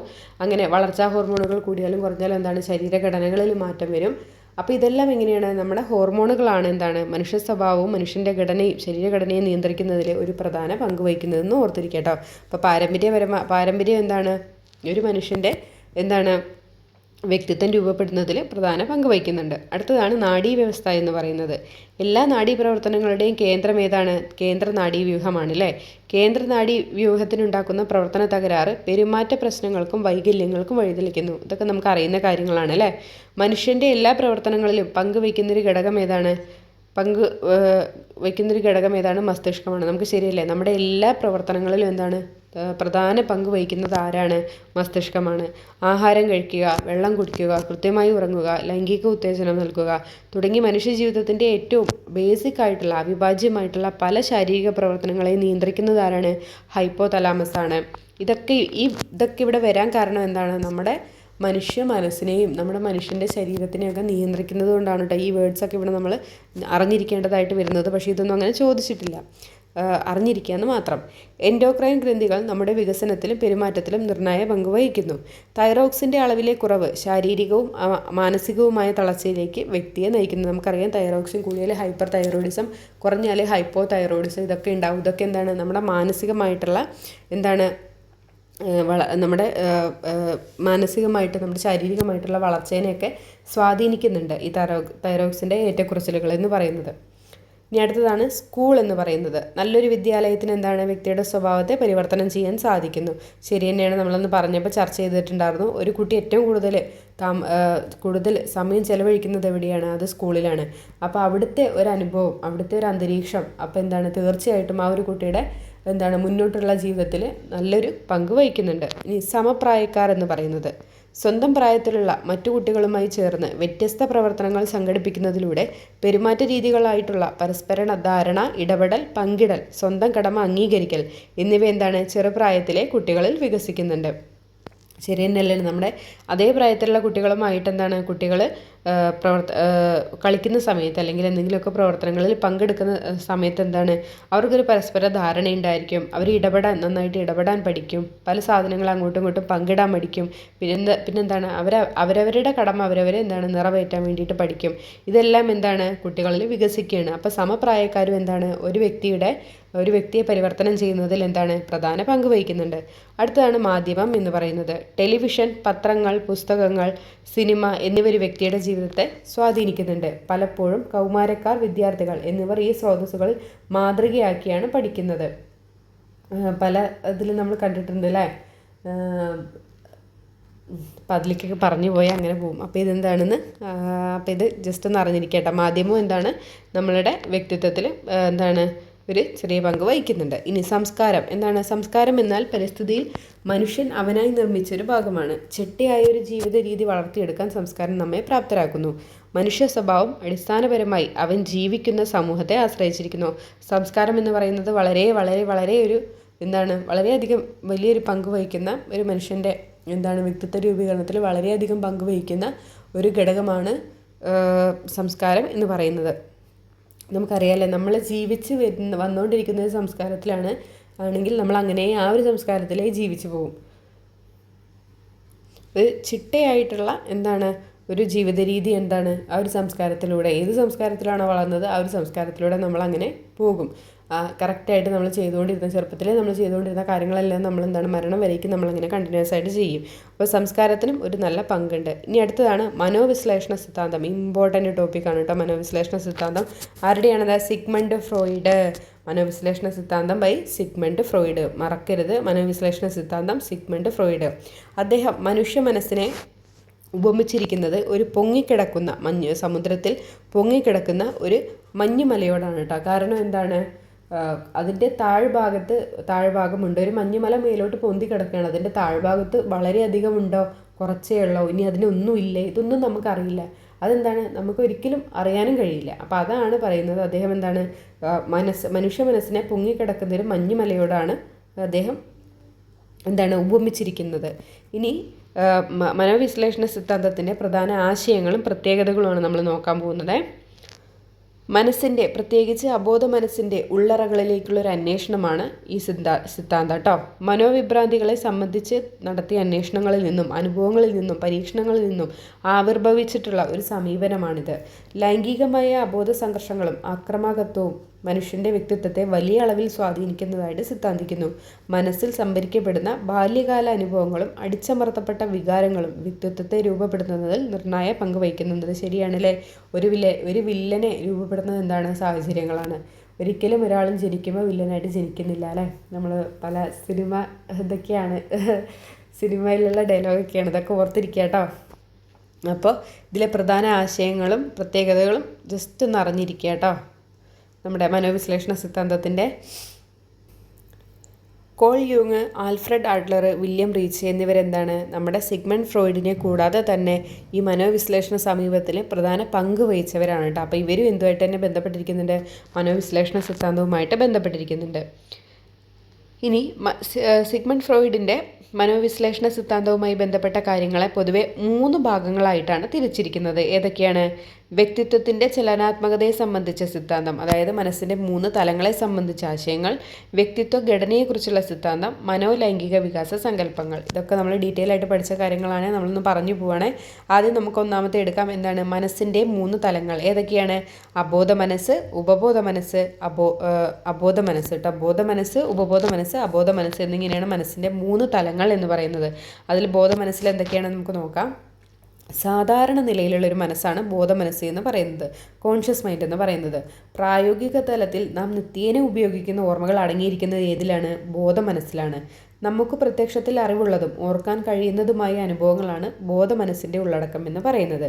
ഒരു പ്രത്യേക സന്ദർഭത്തിൽ നമ്മുടെ ബോധത്തിൻ്റെ ഉപരിതലത്തിൽ ലഭ്യമായ ഓർമ്മകൾ, ചിന്തകൾ, ആഗ്രഹങ്ങൾ എന്നിവയെല്ലാം അടങ്ങുന്നൊരു മനസ്സിൻ്റെ തലമാണ് ബോധമനസ്സ് എന്ന് പറയുന്നത്.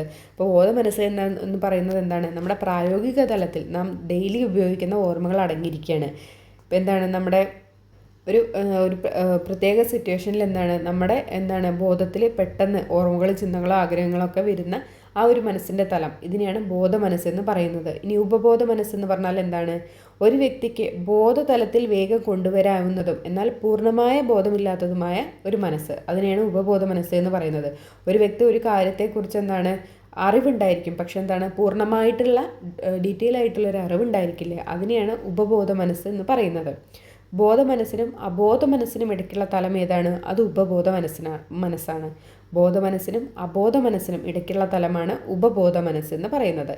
പലപ്പോഴും സ്വപ്നങ്ങൾ ഉണ്ടാവുന്നത് അബോധതലത്തിലെ അന്തർലീനമായ അനുഭവങ്ങൾ പ്രതീകവത്കൃതമായി ഉപബോധ മനസ്സിലേക്ക് ഊർന്നു കിടക്കുമ്പോഴാണെന്ന് അനുമാനിക്കാറുണ്ട്. പലപ്പോഴും എങ്ങനെയാണ് സ്വപ്നങ്ങൾ ഉണ്ടാവുന്നത്? നമ്മുടെ അബോധതലത്തിൽ കിടക്കുന്ന പല കാര്യങ്ങളും ഉപബോധ മനസ്സിലൊരു ചിത്രങ്ങളായിട്ട് രൂപപ്പെടുന്നതിനെയാണ് ഇങ്ങനെ സ്വപ്നങ്ങൾ ഉണ്ടാവുന്നു എന്ന് പറയുന്നത്. ഇനി അബോധ മനസ്സിലേക്ക് പോവാം. സിഗ്മണ്ട് ഫ്രോയിഡിൻ്റെ അഭിപ്രായത്തിൽ കൂടുതൽ പ്രാധാന്യം അർഹിക്കുന്നത് അബോധതലമാണ് കേട്ടോ. അപ്പം ഇങ്ങനെയും ചോദിക്കാം, സിഗ്മണ്ട് ഫ്രോയിഡിൻ്റെ അഭിപ്രായത്തിൽ ഏറ്റവും കൂടുതൽ പ്രാധാന്യം അർഹിക്കുന്നത് ഏത് തലമാണ്? അബോധ മനസ്സിൻ്റെ തലമാണ് കേട്ടോ. അത് ഓർത്തിരിക്കണേ, അബോധതലം. മനുഷ്യൻ്റെ വ്യവഹാരത്തിൽ ഏറ്റവും അധികം സ്വാധീനം ചെലുത്തുന്നത് അബോധതലമാണ്. നമ്മുടെ മനുഷ്യൻ്റെ പെരുമാറ്റത്തിൽ ഏറ്റവും അധികം സ്വാധീനം ചെലുത്തുന്നത് ഏതാണ്? അബോധതലമാണ്. വ്യക്തിയുടെ വ്യവഹാര ശൈലിയും അതുവഴി വ്യക്തിത്വവും നിർണ്ണയിക്കുന്നത് അപകടം മനസ്സിൽ ഒളിച്ചു വയ്ക്കുന്ന അനുഭവങ്ങളും ആഗ്രഹങ്ങളുമാണ്. ഇവിടെ ഈ അപകടമൊന്നുമില്ല കേട്ടോ, സോറി, അത് തെറ്റിപ്പോയതാണ്. അപ്പോൾ ഒരു വ്യക്തിയുടെ വ്യവഹാര ശൈലിയും അതുവഴി വ്യക്തിത്വവും നിർണ്ണയിക്കുന്നത് മനസ്സിൽ ഒളിച്ചു വയ്ക്കുന്ന അനുഭവങ്ങളും ആഗ്രഹങ്ങളുമാണ്. ശരി തന്നെയല്ലേ? ഒരാളുടെ പെരുമാറ്റ ശൈലിയും അയാളുടെ ആ ഒരു പെരുമാറ്റമൊക്കെ എങ്ങനെയാണ്, അയാളുടെ മനസ്സിൽ എന്താണോ ഒളിച്ചിരിക്കുന്നത് അതുമായിട്ട് ബേസ് ചെയ്തിട്ടായിരിക്കും അയാൾ പെരുമാറുകയൊക്കെ കേട്ടോ. അതുകൊണ്ട് ഈ സൈക്കോളജി പഠിച്ച ആളുകൾക്ക് ഒരു വ്യക്തിയെ പെട്ടെന്ന് മനസ്സിലാക്കാൻ കഴിയുന്നൊക്കെയാണ് പറയുക. ഇപ്പം എവിടെ നിർത്തിയത്? ആ ഇനി സിഗ്മണ്ട് ഫ്രോയിഡ് അബോധ മനസ്സെന്ന് വിശദീകരിച്ചത് മനസ്സിൻ്റെ ആഴങ്ങളിൽ മറഞ്ഞിരിക്കുന്ന തലത്തെയാണ്. മനസ്സിൻ്റെ ഏറ്റവും ആഴങ്ങളിലുള്ള ഒരു തലത്തെയാണ് സിഗ്മണ്ട് ഫ്രോയിഡ് അബോധ മനസ്സായിട്ട് വിശദീകരിച്ചത്.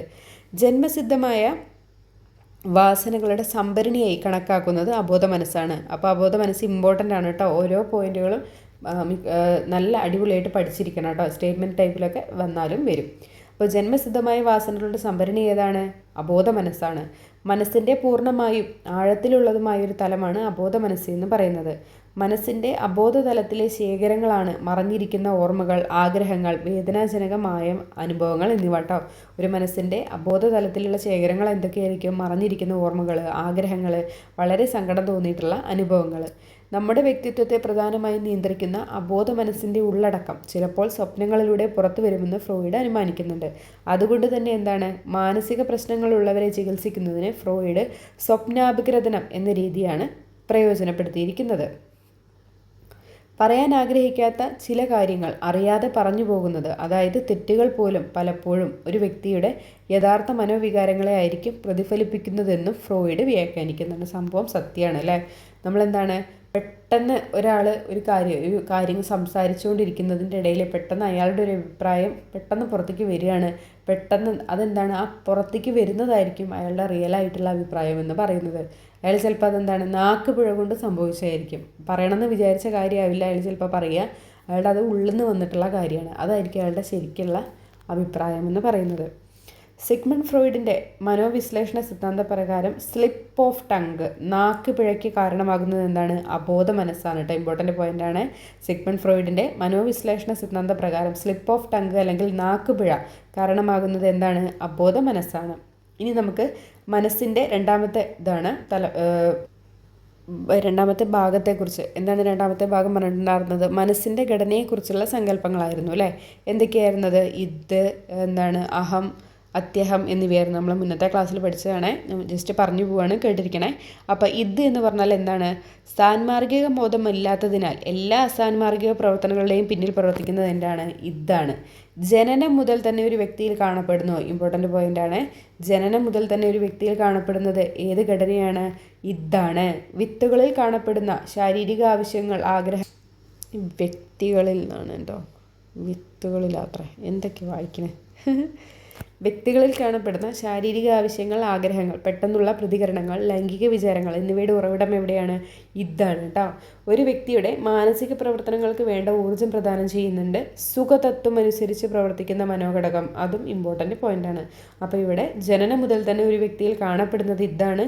സുഖതത്വം അനുസരിച്ചിട്ട് പ്രവർത്തിക്കുന്ന മനോഘടകം എന്താണ്? ഇതാണ്. ഓർത്തിരിക്കണേ. ഇനി അടുത്തത് നമ്മൾ ഈഗോയിലേക്ക് പോവാണ്, അഥവാ അഹം.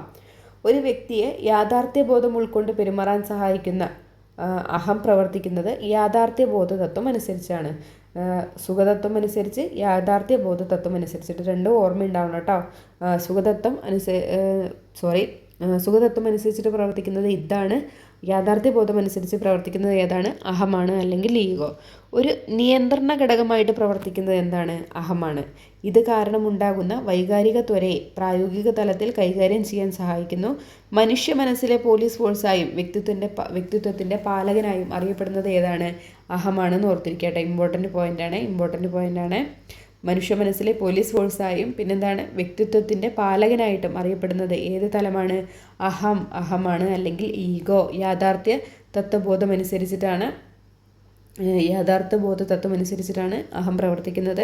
മനുഷ്യ മനസ്സിലെ പോലീസ് ഫോഴ്സായും വ്യക്തിത്വത്തിൻ്റെ പാലകനായും അഹം അറിയപ്പെടുന്നു. അടുത്തതാണ് അത്യഹം അഥവാ സൂപ്പർ ഈഗോ എന്ന് പറയുന്നത്. സാമൂഹിക യാഥാർത്ഥ്യങ്ങളുമായി ബന്ധപ്പെട്ട് അഹത്തിനുണ്ടാകുന്ന അനുഭവങ്ങളിൽ നിന്ന് വികസിക്കുന്നതാണ് അത്യഹം എന്ന് പറയുന്നത്. പരിപൂർണതയ്ക്ക് വേണ്ടിയിട്ടുള്ള ശ്രമമാണ് അത്യഹം എന്ന് പറയുന്നത്. നമ്മുടെ സാമൂഹിക നന്മയെ ലക്ഷ്യം വെച്ച് പ്രവർത്തിക്കുന്നത് എന്താണ്? അത്യഹമാണ്. ഇപ്പോൾ പറയലില്ലേ, ഒരാൾക്കൊരു സാധനം വഴിയിൽ നിന്നൊരു സ്വർണ്ണമാല കളഞ്ഞു കിട്ടി, അയാളതെന്താണ്, ഓണറിനെ, ആരുടെയാണോ അത് കളഞ്ഞു പോയത് അയാളെ അന്വേഷിച്ചിട്ട് കൊടുത്തു, അയാൾ എടുക്കാണ്ടേ അത് കൊടുത്തു. അപ്പോൾ ഇവിടെയൊക്കെ എന്താണ്? അത്യഹമാണ് അവിടെ പ്രവർത്തിക്കുന്നത്.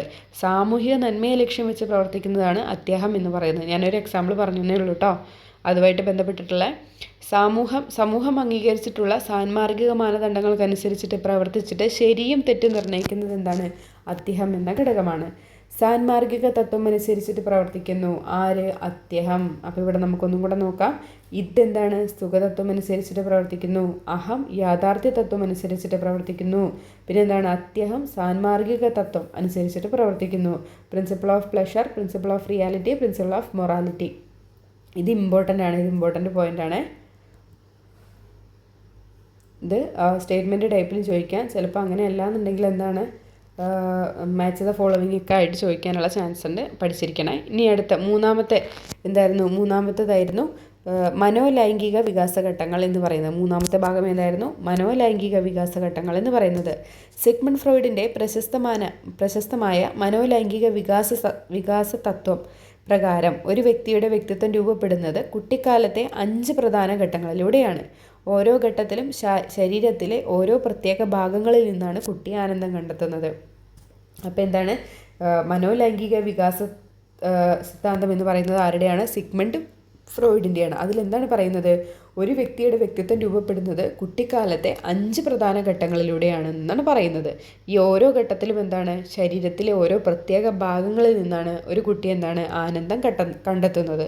അപ്പോൾ നമുക്ക് ആ ഓരോ ഘട്ടങ്ങളും നോക്കി പോവാം.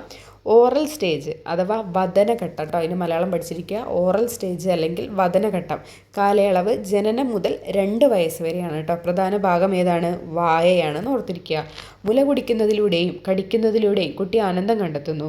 ഈ ഘട്ടത്തിൽ അമ്മയുമായുള്ള ബന്ധം വളരെ പ്രധാനമാണ്. ആവശ്യത്തിന് പരിഗണന ലഭിച്ചില്ലെങ്കിൽ മുതിർന്നു കഴിയുമ്പോൾ അമിതമായി സംസാരിക്കുകയോ പുകവലിക്കുകയോ ചെയ്യുന്ന സ്വഭാവം ഉണ്ടായേക്കാം.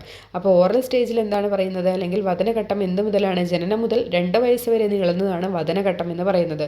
കുട്ടിക്ക് ആനന്ദം ലഭിക്കുന്നത് ഏത് പ്രധാന ഭാഗം ഏതാണ്? വായയാണ് അല്ലേ. നമ്മൾ ഫീഡ് ചെയ്യുന്ന സമയത്ത് കുട്ടി കടിക്കും അത് കുട്ടിക്ക് എന്താണ്? അതൊരു ഹാപ്പിനെസ് കൊടുക്കുകയാണ് അവിടെ. പക്ഷെ അതെന്താണ്? നമ്മൾ അമ്മയും കുട്ടിയും തമ്മിലുള്ള ഒരു ബന്ധം, ഒരു ബോണ്ട് അതവിടെ കൂടുതലാക്കുകയും ചെയ്യും കേട്ടോ.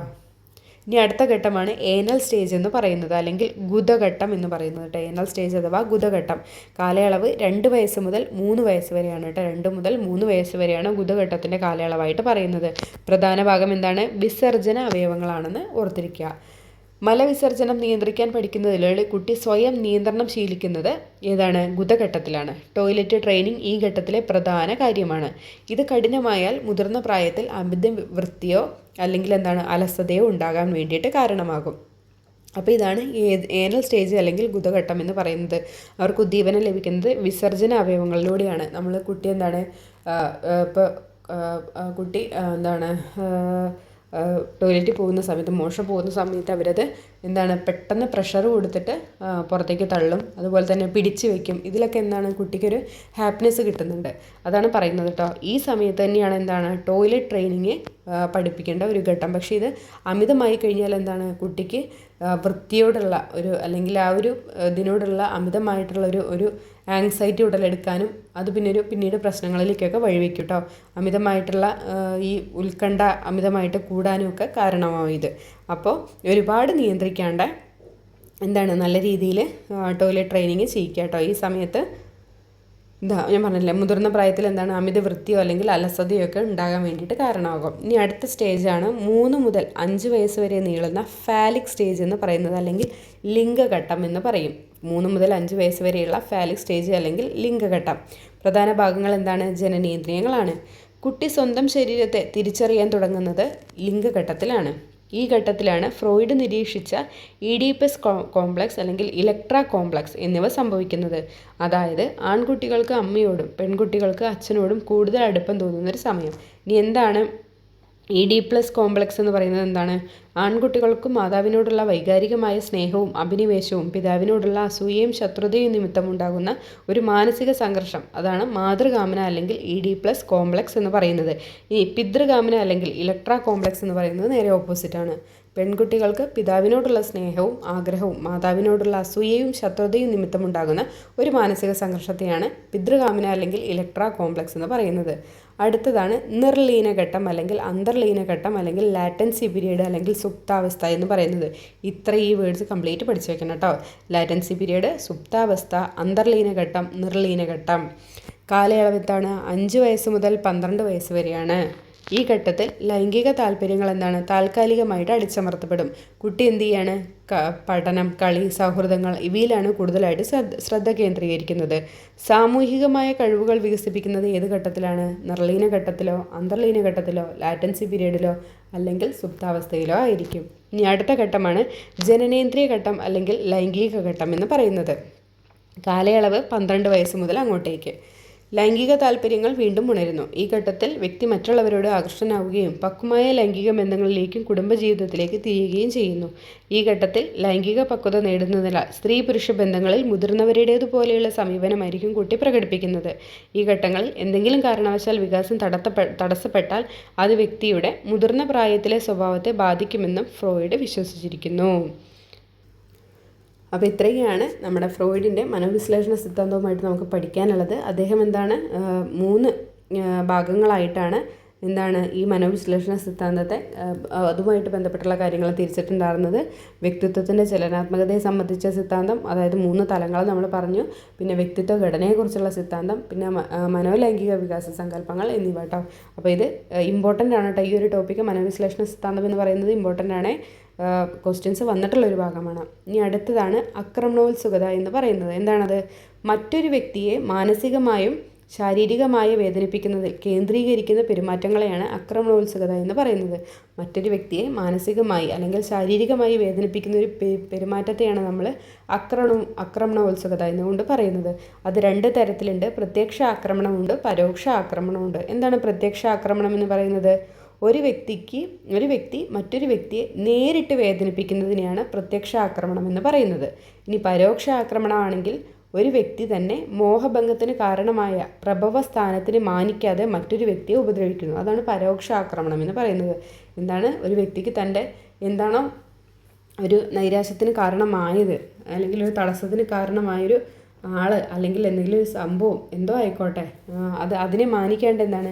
വേറൊരു വ്യക്തിയെ പോയിട്ട് അറ്റാക്ക് ചെയ്യണം. അതിനെ എന്ത് പറയുന്നു? പരോക്ഷ ആക്രമണം എന്ന് പറയുന്നു.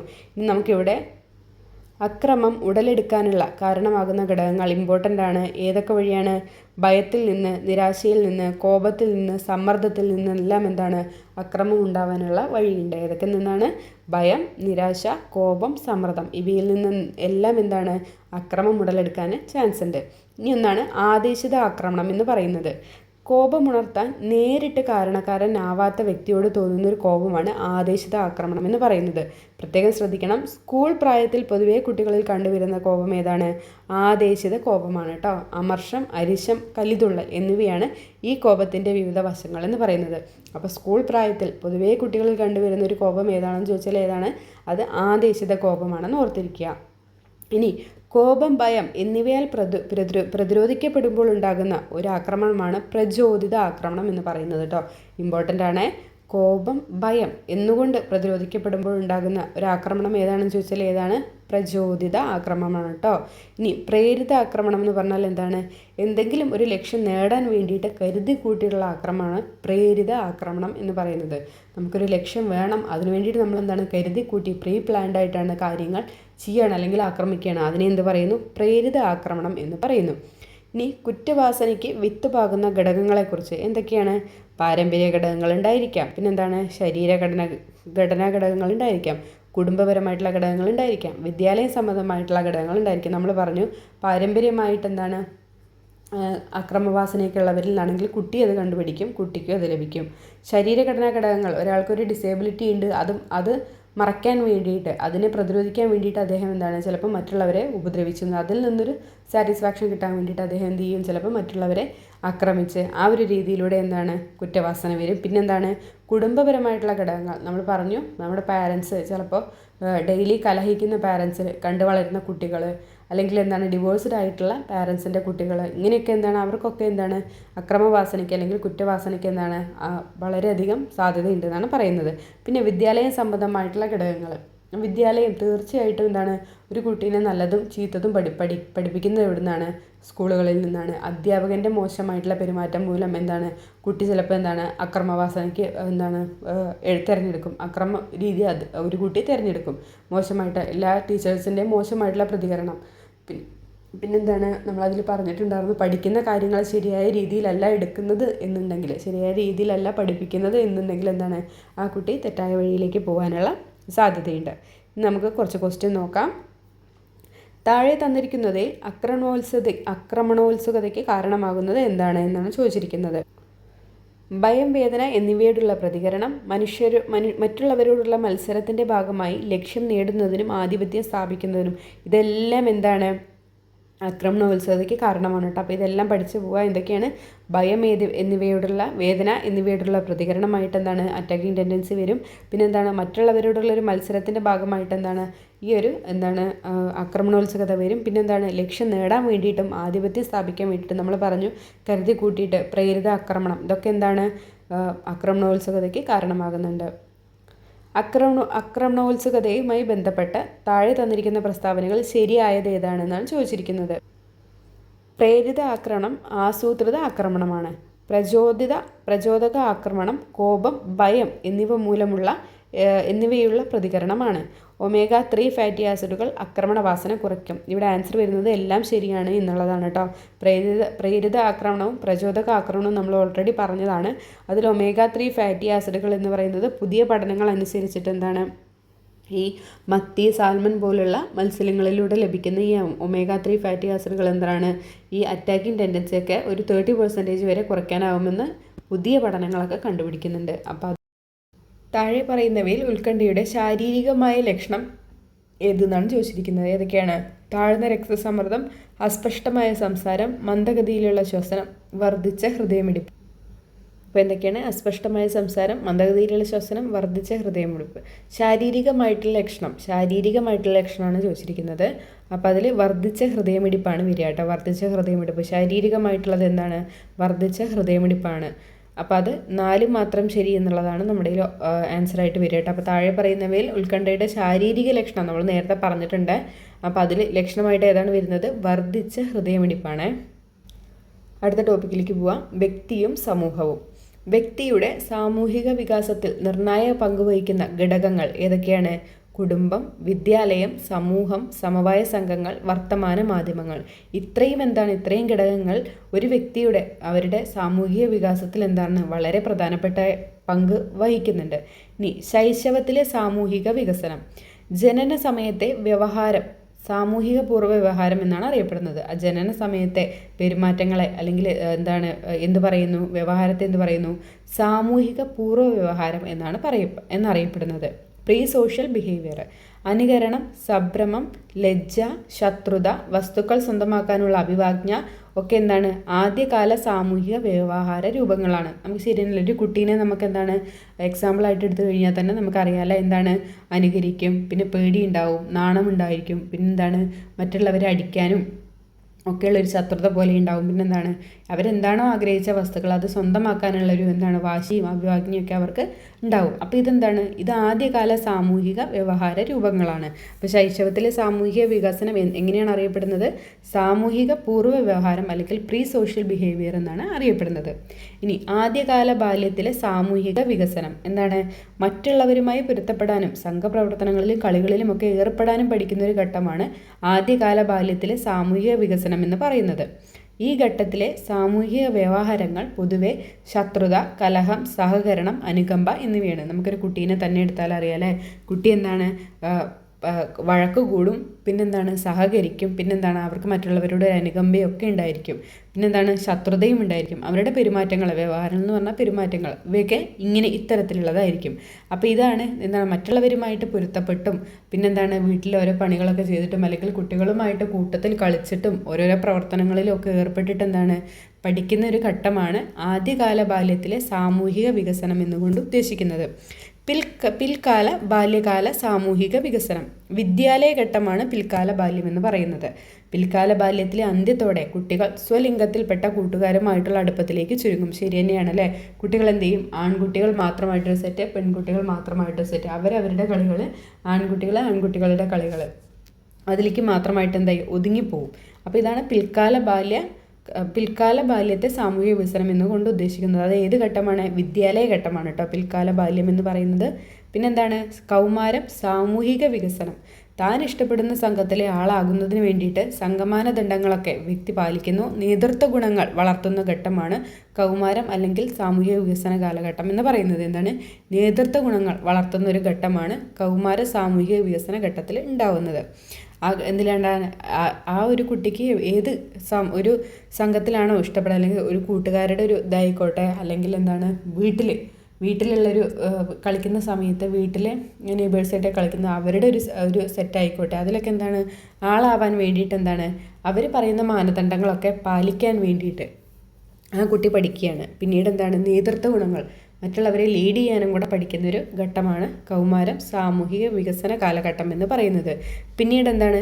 പിൽക്കാല കൗമാരകാലമാണ്. സംഘപ്രവർത്തനങ്ങളോടൊപ്പം തന്നെ എന്താണ്? രാഷ്ട്രീയ സംഘടനകളോടും സാമൂഹിക സംഘടനകളോടും ഒക്കെ താല്പര്യം കുട്ടികൾ പുലർത്തുന്നു. പിന്നെന്താണ്? സഹകരണം മനോഭാവം വളരുന്ന ഘട്ടമാണ്. ഈ കാലഘട്ടത്തിലെ മുഖ്യ സവിശേഷത എന്താണ്? സൗഹൃദ ബന്ധങ്ങളുടെ വികസനമാണ്. കുറച്ചും കൂടെ വലുതായി കഴിഞ്ഞാൽ എന്തായിരിക്കും? ആ കുട്ടികൾക്ക് എന്താണ്? സൗഹൃദ ബന്ധങ്ങൾ വളരെയധികം വിലപ്പെട്ടതായിരിക്കും. ഒരു 10ാം ക്ലാസ്, +1, +2 ആ റേഞ്ചൊക്കെ എത്തുമ്പോൾ എന്ത് ചെയ്യും കുട്ടികൾ, അല്ലെങ്കിൽ ഡിഗ്രി കോളേജിലൊക്കെ പോകുന്ന സമയത്താണെങ്കിൽ എന്ത് ചെയ്യും? അവർക്ക് എന്താണ്? നല്ല തിക്കായിട്ടുള്ള അവരുടെ സുഹൃത്ത് ബന്ധങ്ങൾ ഒന്നും കൂടെ എന്താണ്? സ്ട്രോങ് ആവുകയാണ് ചെയ്യുക. അപ്പോൾ ഇത്രയാണ് വ്യക്തിയും സമൂഹവും എന്ന് പറഞ്ഞിട്ടുള്ള ടോപ്പിക്കിൽ നമുക്ക് നോക്കാനുള്ളത് കേട്ടോ. ഇനി വളരെ ഇമ്പോർട്ടൻ്റ് ആയിട്ടുള്ള ഒരു ടോപ്പിക്കാണ് ബുദ്ധി ബഹുമുഖ സിദ്ധാന്തം എന്ന് പറഞ്ഞിട്ടുള്ള ടോപ്പിക്ക് കേട്ടോ. വ്യക്തികളുടെ മാനസികവും കായികവുമായ കഴിവുകളെ അളക്കാൻ സൈക്കോമെട്രിക് ലാബ് ആരംഭിച്ചത് ആരാണ്? ഫ്രാൻസിസ് ഗാൾട്ടൺ ആണ് കേട്ടോ. ഇമ്പോർട്ടൻ്റ് ആണ്. വ്യക്തികളുടെ മാനസികവും കായികവുമായിട്ടുള്ള കഴിവുകളെ അളക്കാൻ വേണ്ടിയിട്ട് ഒരു സൈക്കോമെട്രിക് ലാബ് തന്നെ ആരംഭിച്ചു? ഫ്രാൻസിസ് ഗാൾട്ടൺ എന്ന് പറഞ്ഞിട്ടുള്ള സൈക്കോളജിസ്റ്റ് ആരംഭിച്ചു. ഇനി ഇൻ്റലിജൻസ് എന്ന പദത്തിൻ്റെ ഉപജ്ഞാതാവ്, ഇൻ്റലിജൻസ് എന്ന പദത്തിൻ്റെ ഉപജ്ഞാതാവ് ആരാണ്? അത് സീസറോ ആണ് കേട്ടോ. ഇൻ്റലിജൻസ് എന്ന പദത്തിൻ്റെ ഉപജ്ഞാതാവ് ആരാണ്? സീസറോ. ഈ ക്വസ്റ്റ്യൻസ് ഒക്കെ വരട്ടെ അല്ലേ, ആശിക്കാനേ പറ്റുള്ളൂ. ആരാണാവോ ഫസ്റ്റ് പേപ്പർ ഇടുന്നത്? ഓരോ നല്ല നല്ല പോയിന്റ് കാണുമ്പോൾ വിചാരിക്കും ഇത് വരണേ നന്നായിട്ട് എഴുതാൻ പറ്റുന്നു.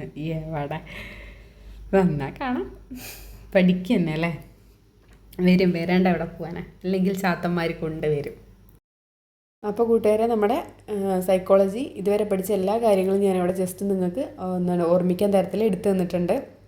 ഇനി ഇതിൻ്റെ നോട്ട് ഞാൻ നിങ്ങൾക്ക് നാളെ ടെലിഗ്രാമിൽ അപ്ലോഡ് ചെയ്തേക്കാം കേട്ടോ. അപ്പോൾ നിങ്ങൾക്കത് പ്രിൻ്റ് ഔട്ട് എടുത്തിട്ടോ അല്ലെങ്കിൽ ഡൗൺലോഡ് ചെയ്ത് വെച്ചാലൊക്കെ പോണതിന് മുന്നേ നിങ്ങൾക്ക് ജസ്റ്റ് ഒരു റിവൈസ് ചെയ്തിട്ട് പോവാം. ആ ഒരു ഇതിനാണ് കേട്ടോ ഞാൻ ഇത് തയ്യാറാക്കിയിരിക്കുന്നത്. പിന്നെ ഒരു ക്ലാസ്സും കൂടെ തരണം, 2 ക്ലാസ്സും കൂടെ തരണം എന്നുണ്ട്. വിവരാവകാശവും പിന്നെ ജയിൽ ഘടന പിന്നെ മനുഷ്യാവകാശം അത് കയ്യിൽ ഉൾപ്പെടുത്താമെന്ന് വിചാരിക്കണം. അങ്ങനെ തരണം എന്നുണ്ട്. പറ്റിയാൽ എന്തായാലും ഞാൻ അപ്ലോഡ് ചെയ്യും കേട്ടോ. പിന്നെന്താ, എല്ലാവരും നന്നായിട്ട് പഠിക്കുക കേട്ടോ. ഇനി പോണതിൻ്റെ തലേദിവസം ഞാൻ നിങ്ങൾക്ക് വേണ്ടിയിട്ടൊരു വീഡിയോ ഇടാം. തലേദിവസം വേണ്ട, 2 ദിവസം മുന്നേ ഞാൻ നിങ്ങൾക്ക് ഒരു വീഡിയോ ഇടാം. തലേദിവസം ഇട്ട് കഴിഞ്ഞാൽ എന്തായാലേ അതിൽ കാര്യമില്ല. 2 ദിവസം മുന്നേ എന്തായാലും ഞാൻ എൻ്റെ ക്ലാസ്സുകൾ ഞാൻ നിർത്തും. പിന്നെ ബാക്കി എക്സാം കഴിഞ്ഞിട്ട് ബാക്കി ഇതിനുള്ള ക്ലാസ്സുകൾ തുടങ്ങും കേട്ടോ. അപ്പോൾ എന്താ പറയാൻ വന്നത്, നന്നായിട്ട് പഠിക്കുക, ടെൻഷനൊന്നും വേണ്ട കേട്ടോ. നമ്മൾ പഠിച്ചൊക്കെ തന്നെ വരുള്ളൂ. പിന്നെ നമ്മൾ ശ്രദ്ധിക്കാണ്ട് നമ്മുടെ കയ്യിൽ നിന്ന് വരുന്ന ഫാൾട്ടുകളെ കൂടുതലുണ്ടാവുള്ളൂ കേട്ടോ. മീൻസ് ഈ തെറ്റായത് ഏത്, ശരിയായത് ഏത്. അപ്പോൾ എന്താ, ശരിയായത് എഴുതി വയ്ക്കും, തെറ്റായതാണെങ്കിൽ ശരിയായത് എഴുതി വയ്ക്കും, ശരിയായതാണെങ്കിൽ തെറ്റായിട്ടുള്ള കാര്യങ്ങൾ എഴുതി വയ്ക്കും. ഇപ്പോൾ ഫുള്ള് സ്റ്റേറ്റ്മെൻറ്റ് ടൈപ്പ് ആയതുകൊണ്ടേ അങ്ങനെ വരുന്നുണ്ട്. അപ്പോൾ കൂടുതലായിട്ട് നമ്മുടെ കയ്യിൽ നിന്ന് വരുന്ന ഫാൾട്ടുകൾ ഒരുപാടുണ്ടാവും. അപ്പോൾ അതൊക്കെ കറക്റ്റ് ചെയ്തിട്ട് എഴുതുക. ഒരിക്കലും നെഗറ്റീവ് ഒരിക്കലും വരുത്താണ്ടിരിക്കുക കേട്ടോ. മക്കൾ അറിയില്ല എന്നുണ്ടെങ്കിൽ വിട്ട് കളയുക. വെറുതെ എന്തിനാണ് നെഗറ്റീവ് ഇതാക്കുന്നത്? നമ്മുടെ ഒരു മാർക്ക് പോയാൽ നമ്മൾ ചിലപ്പോൾ ലിസ്റ്റിൽ നിന്ന് പുറത്തായിരിക്കും. ആ ഒരു മാർക്കിന് വിലയുണ്ട്. അപ്പോൾ തീർച്ചയായിട്ടും നെഗറ്റീവ് മാക്സിമം ഒഴിവാക്കാൻ വേണ്ടിയിട്ട് ശ്രമിക്കുക കേട്ടോ. കറണ്ട് അഫെയർ ഒക്കെ എല്ലാവരും നോക്കണില്ലേ? ഞാൻ മുന്നേ പറഞ്ഞത് നോബൽ പ്രൈസ് ഇമ്പോർട്ടൻ്റ് ആണ്. നോബൽ പ്രൈസ് 2025, 2024 എന്തായാലും നോക്കിയിരിക്കണം. പിന്നെ അവാർഡുകൾ നിർബന്ധമായിട്ട് നോക്കിയിരിക്കണം. പിന്നെ നമ്മുടെ ഖേൽ രത്ന, ധ്യാൻ ചന്ദ് അവാർഡ് ഇതൊക്കെ നിർബന്ധമായിട്ട് നോക്കിയിരിക്കണം. അപ്പോയിൻമെൻറ്റുകൾ നോക്കിയിരിക്കണം. മനുഷ്യാവകാശം, വിവരാവകാശം സ്ഥിരമായിട്ട് ചോദിക്കുന്നതാണ് കേട്ടോ. ഈ ഒരു പരീക്ഷയ്ക്ക് മനുഷ്യാവകാശ കമ്മീഷൻ ചെയർമാൻ, വിവരാവകാശ കമ്മീഷൻ ചെയർമാൻ ഇതൊക്കെ ചോദിക്കുന്നതാണ്. അപ്പോൾ അതൊക്കെ അറിഞ്ഞിരിക്കുക. പിന്നെ നമ്മുടെ ആരോഗ്യക്ഷേമ പദ്ധതികൾ എന്തായാലും ഉറപ്പിച്ച മക്കളെ ഒന്നുണ്ടായിരിക്കും. ഒരു ആരോഗ്യക്ഷേമ പദ്ധതികൾ എന്തായാലും ഉണ്ടായിരിക്കും. അപ്പോൾ അതൊക്കെ നന്നായിട്ട് പഠിക്കുക കേട്ടോ. അപ്പോൾ അത്രയേ ഉള്ളൂ. ഇനി നമുക്ക് അടുത്ത നല്ലൊരു വീഡിയോയിൽ കാണാം. അതുവരേക്കും താങ്ക് യു.